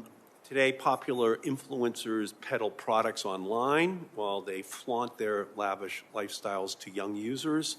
Influencer marketing like videos of online child celebrities opening new toys, getting millions of views, but they're inherently manipulative to young kids who often cannot tell that they're really paid advertisements that their heroes are pushing, that the hero is getting a monetary kickback from. My bill with Senator Blumenthal, the Kids Act, would ban this type of promotion of influencer marketing to kids. To each of the witnesses, do you agree that Congress should pass legislation to stop apps from pushing influencer marketing to children in our country? Yes or no? Ms. Miller. Senator, again, we've actually moved in this direction, whereby we have a set of quality principles regarding the type of content that's made available on the YouTube Kids app, and in so doing, we make sure that we're not providing content that, for example, would have a significant prevalence of that type of material, and we also limit the types of ads that can be delivered on the app. I apologize, but I don't know the details. Should we make it illegal, so that people out there who might be trying to influence children know that there's an enforceable penalty that they would? I absolutely think it's worth a discussion. I would need to stare at the details of such a bill. Again, it's been around for a long time. Mr. Beckerman. Yes, Senator, we already limit the kinds of advertisements that can be served to teens, but we do agree that there should be additional transparency and additional privacy laws passed. Ms. Stout. Senator, I would agree that I think for young people there should be additional protections placed. So, yes, we would be happy to look at that. And by the way, we ban it on television because we know that we can't have the hero just holding the product on Saturday morning and just saying, hey, kids, tell your parents to buy this right now. We ban it there. We have to ban it online. So thank you. And finally, push alerts. Studies show that 70% of teenagers report checking social media multiple times a day. Excessive use of social media has been linked to depression, anxiety, and feelings of isolation. The last thing apps should be doing is using methods like push notifications, automated messages that nudge users to open an app to make young users spend even more time online. To each of the witnesses, do you agree that Congress should pass, again, the law that Senator Blumenthal and I are trying to move, which would ban push alerts for children. Ms. Miller. I agree that additional protection should be in place regarding things such as push alerts for children. Okay, thank you. Mr. Beckerman. Yes, Senator, we already limit push notifications. Should we ban push notifications, Mr. Beckerman? I think that'd be appropriate, but we've already done that proactively for some push notifications. Okay. Ms. Stout. Yes, Senator, Snapchat does not utilize push notifications or nudges, as the UK age-appropriate design code pointed out, but we would very much be in agreement with your legislation. Okay, thank you. Thank you, Mr. Chairman. Thanks, Senator Markey. I understand Senator Klobuchar has a few more questions, and while we're waiting for her, I have a few too. So appreciate your patience. Let me begin by acknowledging, and I think you would acknowledge as well, the reason that you made many of the changes that you have is the UK's child safety law, the age-appropriate design code. I think we need an American version of the British child safety law. And I want to ask about some of its provisions. Will you commit to supporting a child safety law that obligates companies to act in the best interests of children? It establishes, in effect, a duty of care that could be legally enforceable. Ms. Stout. Senator, we were very privileged to be able to work with the Information Commissioner's Office in the UK in their design of the age-appropriate design code. We, of course, comply with the code as it's come into force this year. And as I mentioned to Senator Markey, we're looking actively at that code to see how we could apply it outside of just the UK market and apply it to many of our other markets. So with respect to a child safety law that obligates companies to think about the protection and the safety of children, that's something that SNAP has already done without regulation, but of course would be happy to work with the committee. But the point is, and we would love to be in a world where we could rely on voluntary action by platforms like yourselves, but in effect, you've sacrificed that claim to voluntary action or reliance on your voluntary action. Whether it's Facebook or your companies in various ways, I think you have shown that we can't trust big tech to police itself. And so when you say we already do it, well, you may decide to do it, but there's no legal obligation that you do it, and there's no way to hold you accountable under current law. That's what we need to do. That's why I'm asking you about a law. I'm hoping that your answer is a yes, that you would support it as a duty of care that is a matter of law. You're nodding, and I hope that's a yes. Yes, Senator, and that was very much a part of my testimony in my opening statement, which, because the time it takes regulation to be actually implemented, we don't believe that we should have to wait for that regulation. We're going to take the voluntary steps to best protect. Support it. Yes, Senator. Thank you. Mr. Beckham. Yes, Senator, we've already voluntarily implemented much of the age-appropriate design code here in the United States. But I do agree with you that companies need to do more. And I was struck by your comments and your opening statement about a race to the top. And that is very much the approach that we're trying to take at TikTok, to do more, go above and beyond, and really be a place where it's seen that we're putting wellness of teens and safety of teens in particular ahead of other motives. So let me see if I can answer the question as I would if I were in your seat. Yes, we strongly and enthusiastically support that kind of child safety law. We're already doing more than we would need to do under the law. Yes, Senator, and additionally, I do think as it relates to age verification, it's something that should be included in measures like that and included in updates to COPPA, which are long overdue. Ms. Miller? Senator, I actually respectfully disagree that we only wait until we have legal obligations to put systems, practices, and protocols in place. For example, we rolled out YouTube Kids in 2015 to make sure that as kids were trying to be on the main platform, that we created a space that was particularly for them and their safety. We've rolled out a number of I'm going to interrupt you, protocols. Ms. Miller, because I think you misinterpret me. I'm not suggesting that you wait. On the contrary, I'm suggesting that you do it now. I think Mr. Beckerman and Ms. Stout perfectly well understood my question. Both of them would support that law. Would you, yes or no?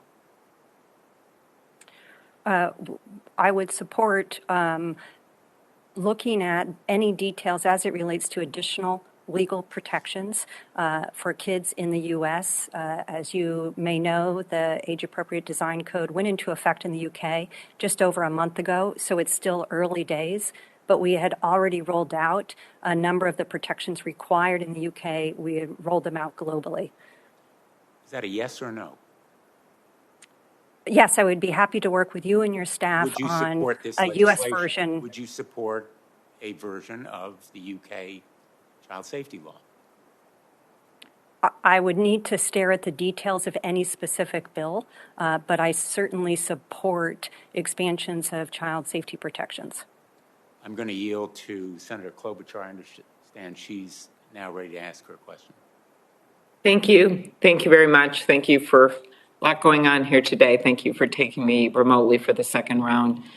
One of the things that I've tried to do in all of these hearings that we've had, including in the Judiciary Antitrust Subcommittee that I chair, is taking the veil off this idea that this is just web, everyone has fun, that's what it is, and it's just a cool thing. Some of that's true, but it's also a huge profit-making venture. And when you look at it that way, as the most successful and biggest companies the world has ever known in the big tech platforms in terms of money, then you have to start looking at it, wait a minute, why haven't we done anything about privacy law? Or why haven't we done anything on Senator Markey's children's law? Why haven't we put in place some rules about transparency on algorithms, or mostly, from my perspective, done anything about competition policy, which is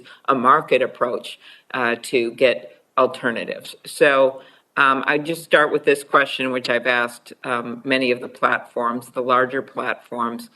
Ms. Stout, Snap reported that its advertising revenue per user in North America for the second quarter of 2021 was $7.37.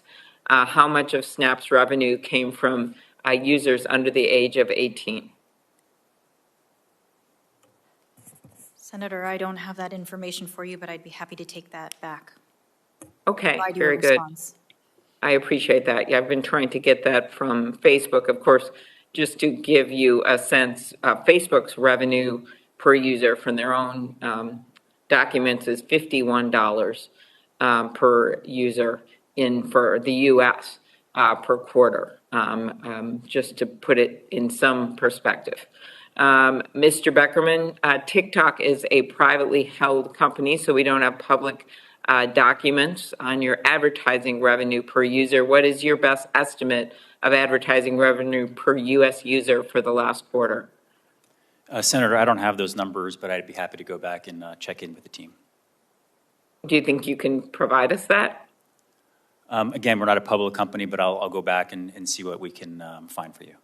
Okay, and again, I'm trying to figure out the percentage from users under the age of 18 for us to get some perspective on how much of this is how much of the business and the future growth of the business is in kids. Ms. Miller, YouTube reported that its advertising revenue overall in the second quarter of 2021 was $7 billion. how much of YouTube's revenue came from users under the age of 18? Senator, I don't know the answer to that, and I'm not sure if we look at data internally that way. So I would also be happy to follow up with you. But I would like to note that as a company, we've long shared our revenue with our creators, and so over the last 3 years alone, we have paid out more than $30 billion to our creators.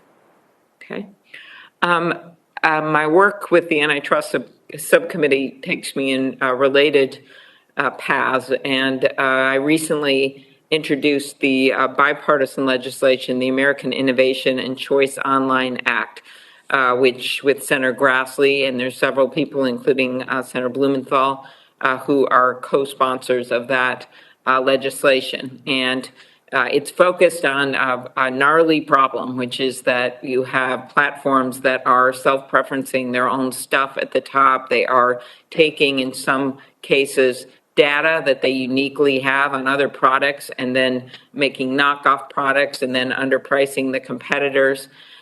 Ms. Miller, Roku says YouTube has made unfair demands in negotiations for carrying the YouTube TV app on Roku, including demanding Roku give preference to YouTube over other content providers in its search results, which is exactly what this legislation gets to, and give YouTube access to non-public data from Roku's users.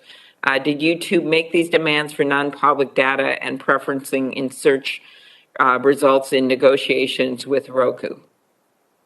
Senator, I am not involved in the negotiations with Roku. I know we've been having discussions with them for several months, and we're trying to come to a resolution that's good for users as well as both companies, but I'm not involved in the negotiations. Okay, I'll put this on the record for others in the company, because also I'd like to know more generally if YouTube has ever demanded non-public data or preferencing in search results in negotiations with other providers. It just gives you a sense of a dominant platform by far in the area of search, being able to use that power over people who are simply trying to be on that platform. So I think that gets really to the core of what we're trying to do.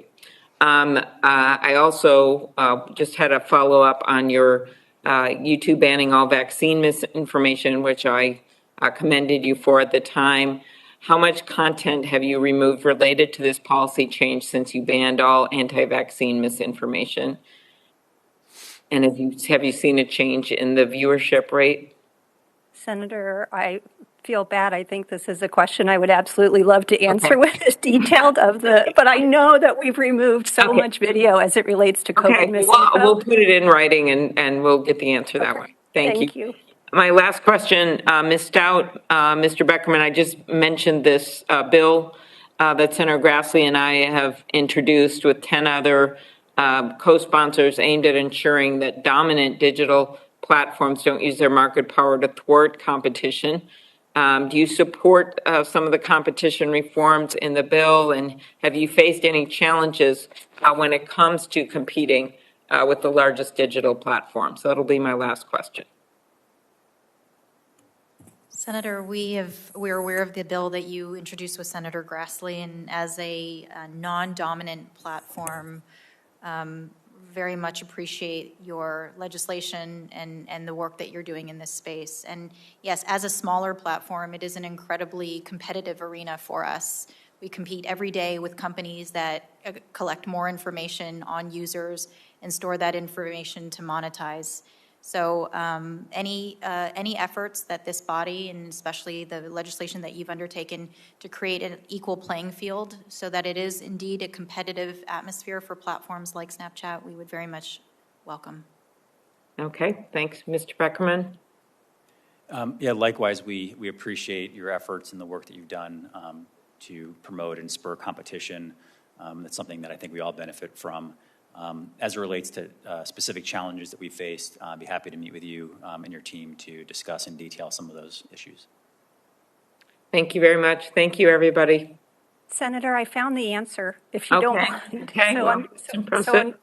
On COVID misinfo, we've removed over 1 million videos since we started rolling out COVID misinfo, and over 130,000 videos as it relates to COVID vaccine misinfo.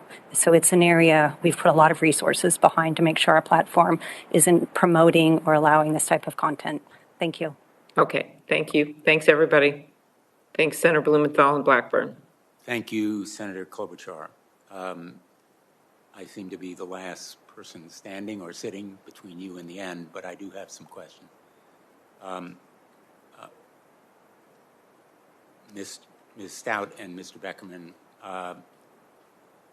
over 10 million teens use your app.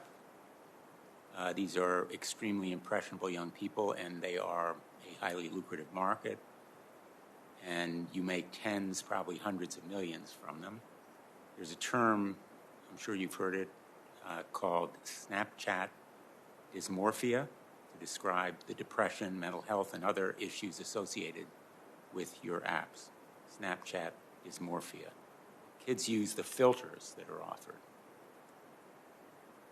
and create destructive, harmful expectations. The filter does. And you study the impact of these filters on teen mental health, I assume. Do you study the impact of these filters before you put them in front of kids?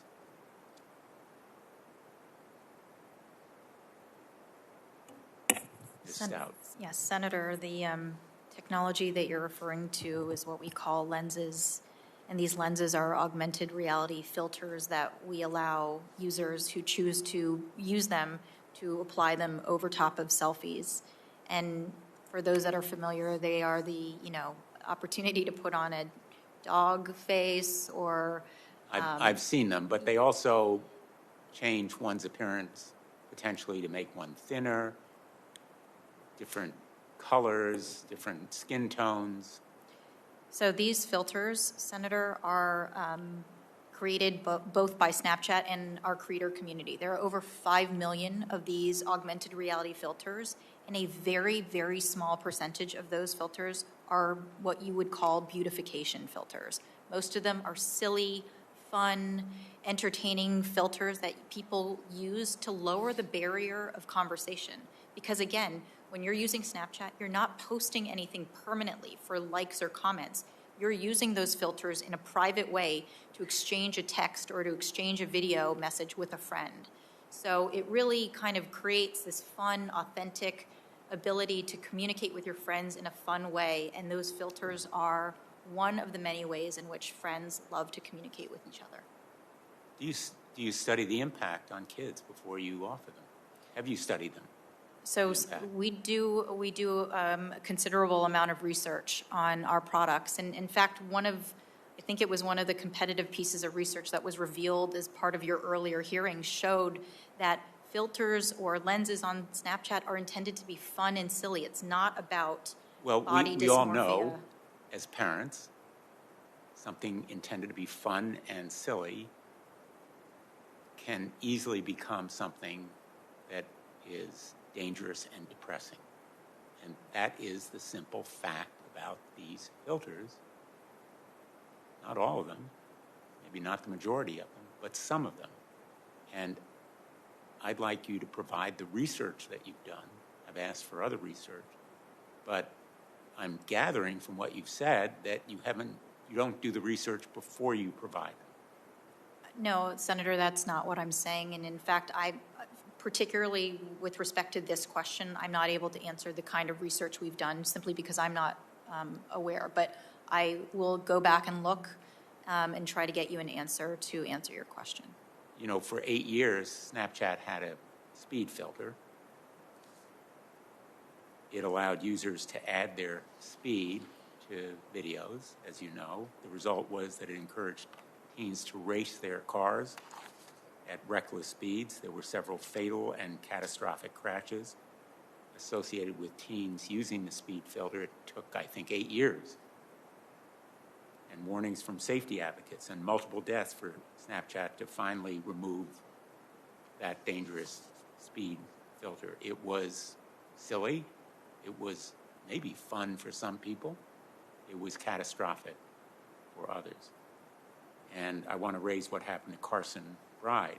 His mother, Kristen, originally from Darien, told me about how Carson was relentlessly bullied through anonymous apps on Snapchat after trying desperately to stop the abuse, and after unanswered pleas for help, he took his own life. Silly, fun. How can parents protect kids from the relentless bullying that follows kids home from school, as Ms. Haugen said so movingly? No longer stops at the schoolhouse door, now 24/7, comes into their homes just before they go to sleep. What are you doing to stop bullying on Snapchat?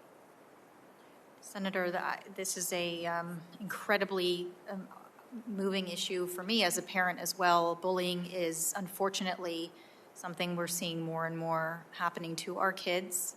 And indeed, this is not just on the online community. They face it at school, they bring it at home. We have zero tolerance on Snapchat for bullying or harassment of any kind. And as a platform that reaches so many young people, we see this as a responsibility to get in front of this issue and do everything we can to stop it. So again, because Snapchat is designed differently, you don't have the multiple abuse vectors for bullying in a public sort of way on Snapchat.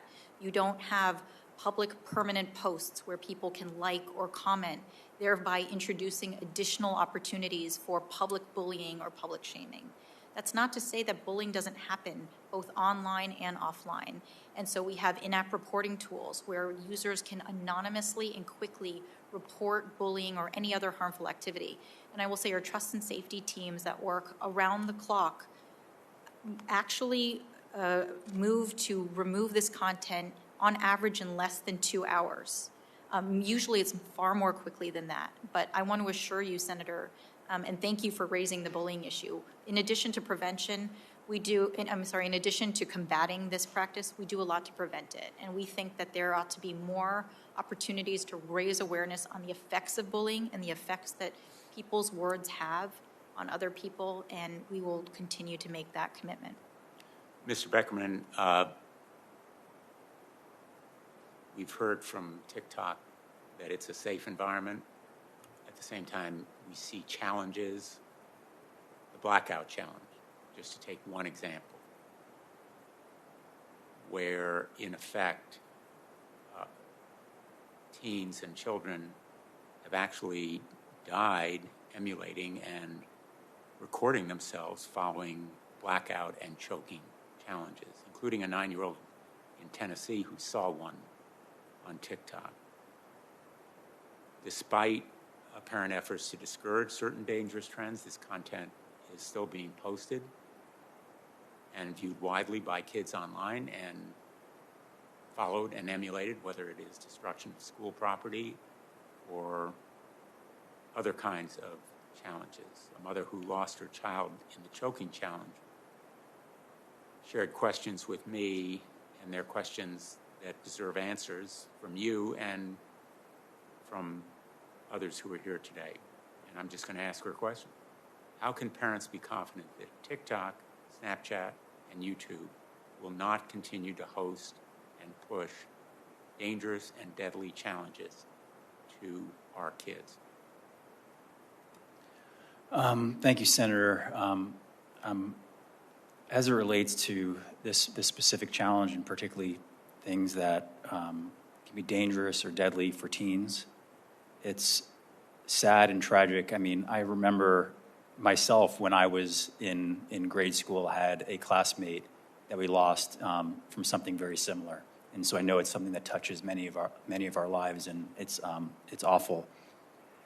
As it relates to TikTok, this is not content that we've been able to find on our platform. It's not content that we would allow on our platform.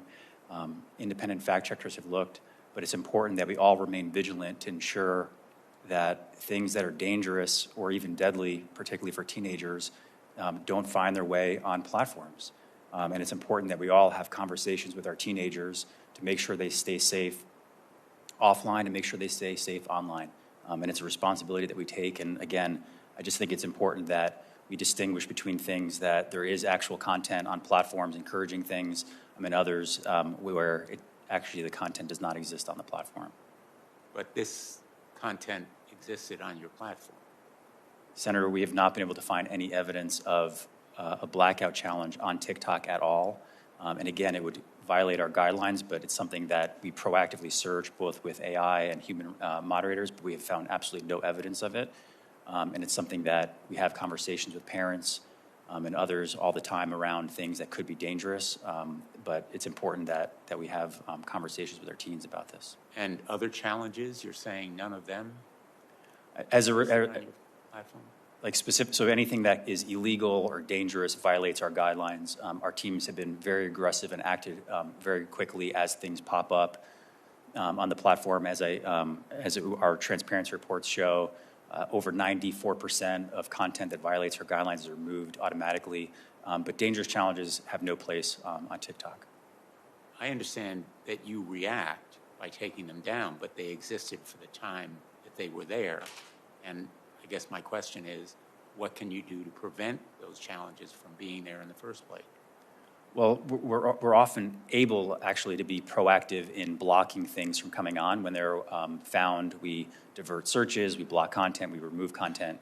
But unfortunately, something that we've seen recently are press reports about alleged challenges that when fact checkers like Snopes and other independent organizations look into it, they find out that these never existed on TikTok in the first place, and in fact were hoaxes that originated on other platforms. And so I think it's important of all of us, particularly parents and teachers and those that care about our young people, that we look at the facts and look to see what content actually exists rather than spreading rumors about alleged challenges. Well, I just have to tell you, Mr. Beckerman, we found pass-out videos. We found them. So I have a lot of trouble crediting your response on that score. Let me ask you about another instance. A parent in Connecticut wrote to me about how their 13-year-old daughter was inundated on TikTok with videos about suicide, self-injury, and eating disorders. I've heard similar stories from parents across the country. So we checked. We did our own research. My staff made a TikTok account I was describing earlier and spent hours scrolling through its endless feed of videos. As a teen would, TikTok began by showing us videos of dance trends. Within a week, TikTok started pushing videos promoting suicidal ideation and self-harm. We didn't seek out this content. We can't show these videos in this room because they were so disturbing and explicit. And finally, another TikTok account we created as a 13-year-old, was flooded with nothing but sexually obscene videos. How do you explain to parents why TikTok is inundating their kids with these kinds of videos of suicide, self-injury, and eating disorders? This is stuff occurring in the real world. Yes, Senator. I can't speak to what the examples were that from your staff, but I can assure you that's not the normal experience that teens or people that use TikTok would get. Those kinds of content violate our guidelines and are removed, but we'd be happy to sit down with you and your staff and go through what that example was. Would you support restrictions on product features that are intended to foster addictive use of apps? In other words, bar features that lead to addictive use of apps? Yes, Senator, we've already done a number of that proactively in the form of take-a-break videos, in terms of time management features, in terms of not having direct messages, for example, for under 16, and our family pairing tools. It's important that when we look at these issues that we have conversations and foster these conversations with our teenagers. And that's one of the reasons we built out family pairing, to make it easy for parents. I know it can be daunting for parents when you have teenagers to have all these different tools and features to protect them, but we built this in a way where parents from their own app can have additional control of the safety, privacy, and time use for their teenagers. I have to go vote, and I don't have anyone to preside here for me, may I suggest taking a 5-minute recess? I'll have some final questions if you'd be willing to wait, and then we can close the hearing. Thank you.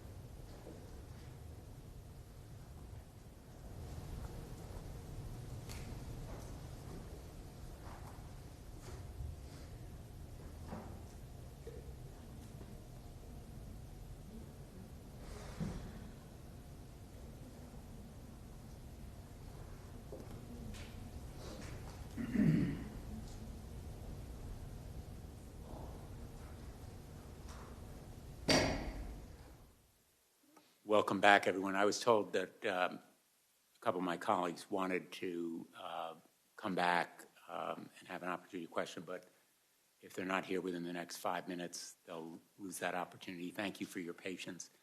I want to give you an opportunity to answer what I think is probably one of the paramount questions on the minds of most parents today.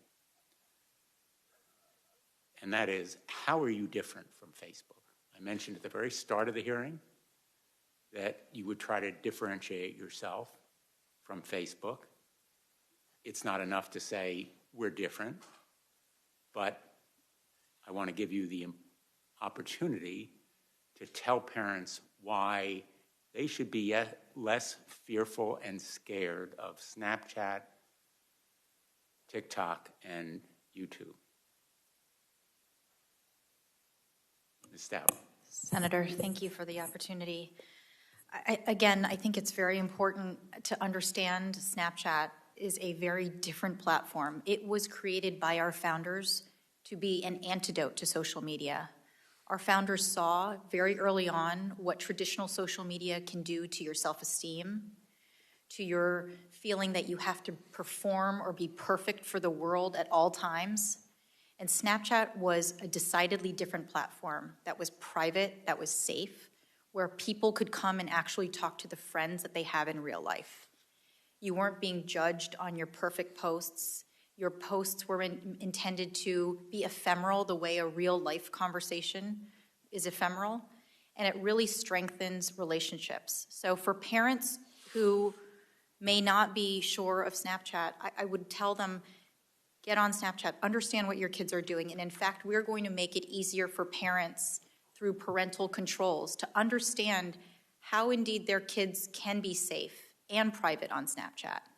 These parental controls, which we'll be rolling out very soon, will help parents understand who their kids are talking to the most, what their children's privacy or location settings may be, and start a conversation with their parents, because this is a partnership. Parents and children ought to come together and talk about how to stay safe. Let me interrupt by saying, you know, everything you've said is fine, but it is aspirational, or it will appear so to some parents. In other words, just like Facebook says, oh, we bring communities together. Nothing to see here that's bad. I understand your goals, and for a lot of people it may be so, but I'm giving you the opportunity to tell us how you protect kids in a way that Facebook doesn't. Yes, so it is not only aspirational, but it's something that we live and we practice every day. So in order to be friends with people on Snapchat, you have to be bi-directional friends. So there's no following, there's no not being invited into the conversations. These are two-way mutual friendships where people are able to speak to one another. Senator, an average 14-year-old on Snapchat only has 30 friends, and we don't try to push them to create more friends or make more connections with strangers. We want Snapchatters to be connected to the people they're connected to in real life. Mr. Beckerman? Thank you, Senator. So let me answer that in three ways. First, we put people first, and particularly as it relates to teens, we put their well-being first. As I outlined, and there's so many examples of things that we've done, we've made difficult policy and difficult product choices that put the well-being of teens first. And so that's everything from, we don't allow direct messages for under 16. Under 16, their accounts are private. The way we've built out family controls. And so with our actions, look, trust, everybody can say trust us, but unless you're doing actions and putting those actions in place as we already have and we're constantly improving, we're not talking today about things that aspirationally we want to do. We're talking about things that we already have done and are continuing to build on. So that's one. Two, the approach of the company. Being open and humble is really part of our company culture, and that means that we're open to getting feedback from outside experts and policymakers and parents about ways we can improve, and we're humble to say we're not always going to get it right, and we want to take that feedback and implement it in a way that really can earn trust, particularly as it relates to protecting teenagers. And the third is I would encourage parents to have conversations with your teenagers. Ask them how they use TikTok. How do they feel after using TikTok? And from what we're hearing and what we're seeing in the community is that TikTok is a joyful experience. It's inclusive. It makes teens feel better when there are difficult times during the pandemic or in the school day. And so just have those conversations with your teens, but also take the opportunity to maybe film a TikTok video with your teenager to facilitate that conversation. And recognize that TikTok is not a passive experience. It's not just about watching videos. It's about the creativity and making and doing fun videos on the app. And that's something that we have seen parents come together with their teenagers on that. And so I think those three would answer your question, Senator. Ms. Miller?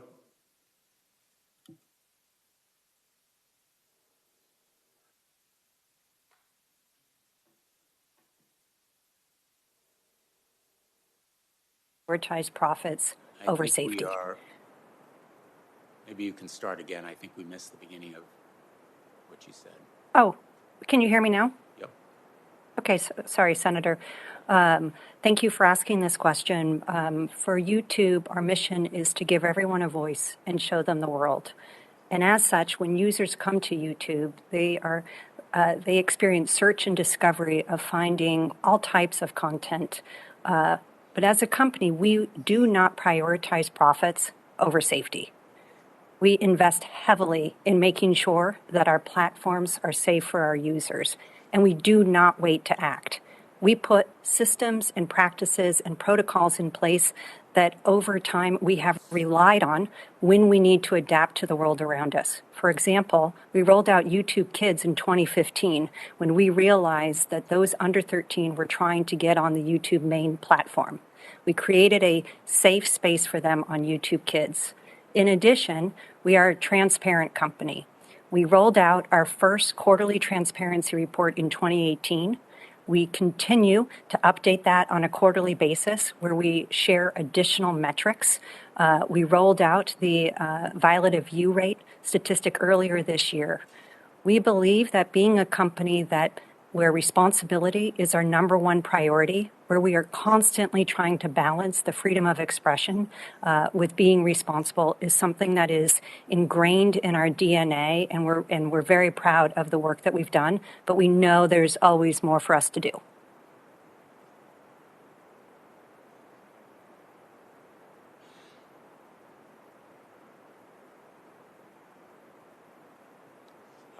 I'm going to leave to the parents of America and the world whether or not they find your answers sufficient to distinguish you from Facebook. I know for sure, with certainty, that we need more than just, with all due respect, the kind of answers that you have given to persuade me that we can rely on voluntary action by any of the companies in big tech. And so I think you're going to hear a continuing drumbeat. And I hope that you'll be part of the effort for reform. I hope there will be release and disclosure. I want to read, in that connection, a text that just came to my staff, and I haven't had the opportunity really to review it myself, but I'm going to read it. It comes from one of the families whose story I shared anonymously. Quote, "I've watched the entire hearing. I just heard the senator refer to our experience. Mr. Beckerman is lying that her experience is atypical. That is not true. My daughter's TikTok feed was inundated with suicide ideation videos, self-harm videos, and anorexia videos because she was feeling depressed and searched for videos on this topic. Then every time she opened the app, there was more. She could have been feeling better, but these videos brought her down again and inspired her to spend hours making her own similar videos. I also just wanted you to know that she is an honors student, athlete, president of her student council, and all-around great kid. Mr. Beckerman's testimony makes me so angry." I say that with all due respect, but I just want folks watching to know that we're not taking at face value what you've told us. And I certainly want to give you an opportunity to respond, but you and big tech should know these messages are the real life experiences that people are relating to us. As we go to town meetings, as we talk to them on the phone or by email, that's what we're hearing. That's why you're here. And I think there are a lot of questions still to be answered here and a lot of contentions to be disputed and a lot of work to be done in real action, real reform, and I hope Congress will do it. So I would give every one of you an opportunity to make a closing statement if you wish or not, and then we'll conclude the hearing. Ms. Stout? Chairman Blumenthal, thank you again for the opportunity to appear today, and I would absolutely agree with you that voluntary measures are not adequate in and of themselves, and we've never suggested that voluntary regulation is the way forward. We want to partner with this committee and with Congress on what those regulations should look like, and we, as I wrote in my testimony, believe that Congress's role in pushing forward regulation in this space is absolutely necessary. So thank you for the opportunity to talk to you today about how Snapchat has been prioritizing and will continue to prioritize the safety and well-being of young people on our platform. We do see this as our highest priority order, and we will continue to press forward. Thank you. Mr. Beckerman? Thank you, Senator.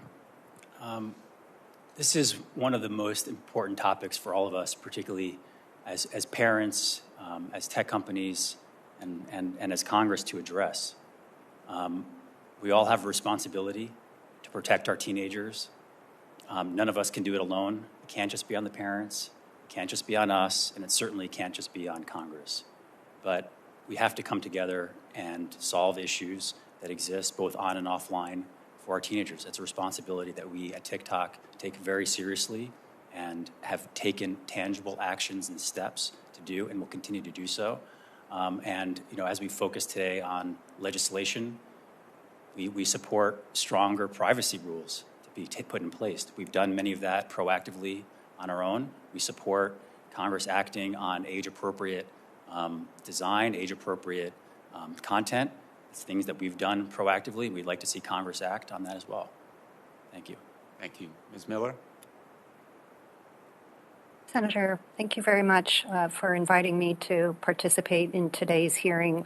I'll just close by saying what I said at the top in my opening statement, which is that there is no more important issue than the safety of kids online. And I am personally committed, our executives are committed to working with you and other stakeholders to make sure that the experience that kids have online is one that is healthy and enjoyable. I very much appreciate the concerns that you and your colleagues have shared with us. We will continue to work to improve and earn the trust of parents and kids and all the other stakeholders working together in this important space. Thank you very much. Well, I thank each of you for being here today. I hope you have grasped the sense of urgency and impatience that many of us feel. The time for platitudes and bromides is over.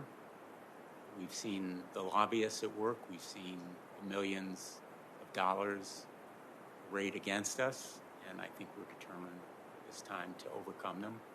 And I hope that we'll look back on this hearing as a turning point, along with others that we're going to continue to hold in this subcommittee. So I thank you for being here today, and this hearing is adjourned. We're going to hold the hearing record open for 2 weeks. Any senators who would like to submit questions for the record should do so by November 9th without objection. I'm also going to include a letter from the National Parent Teachers Association in the record. Thank you all.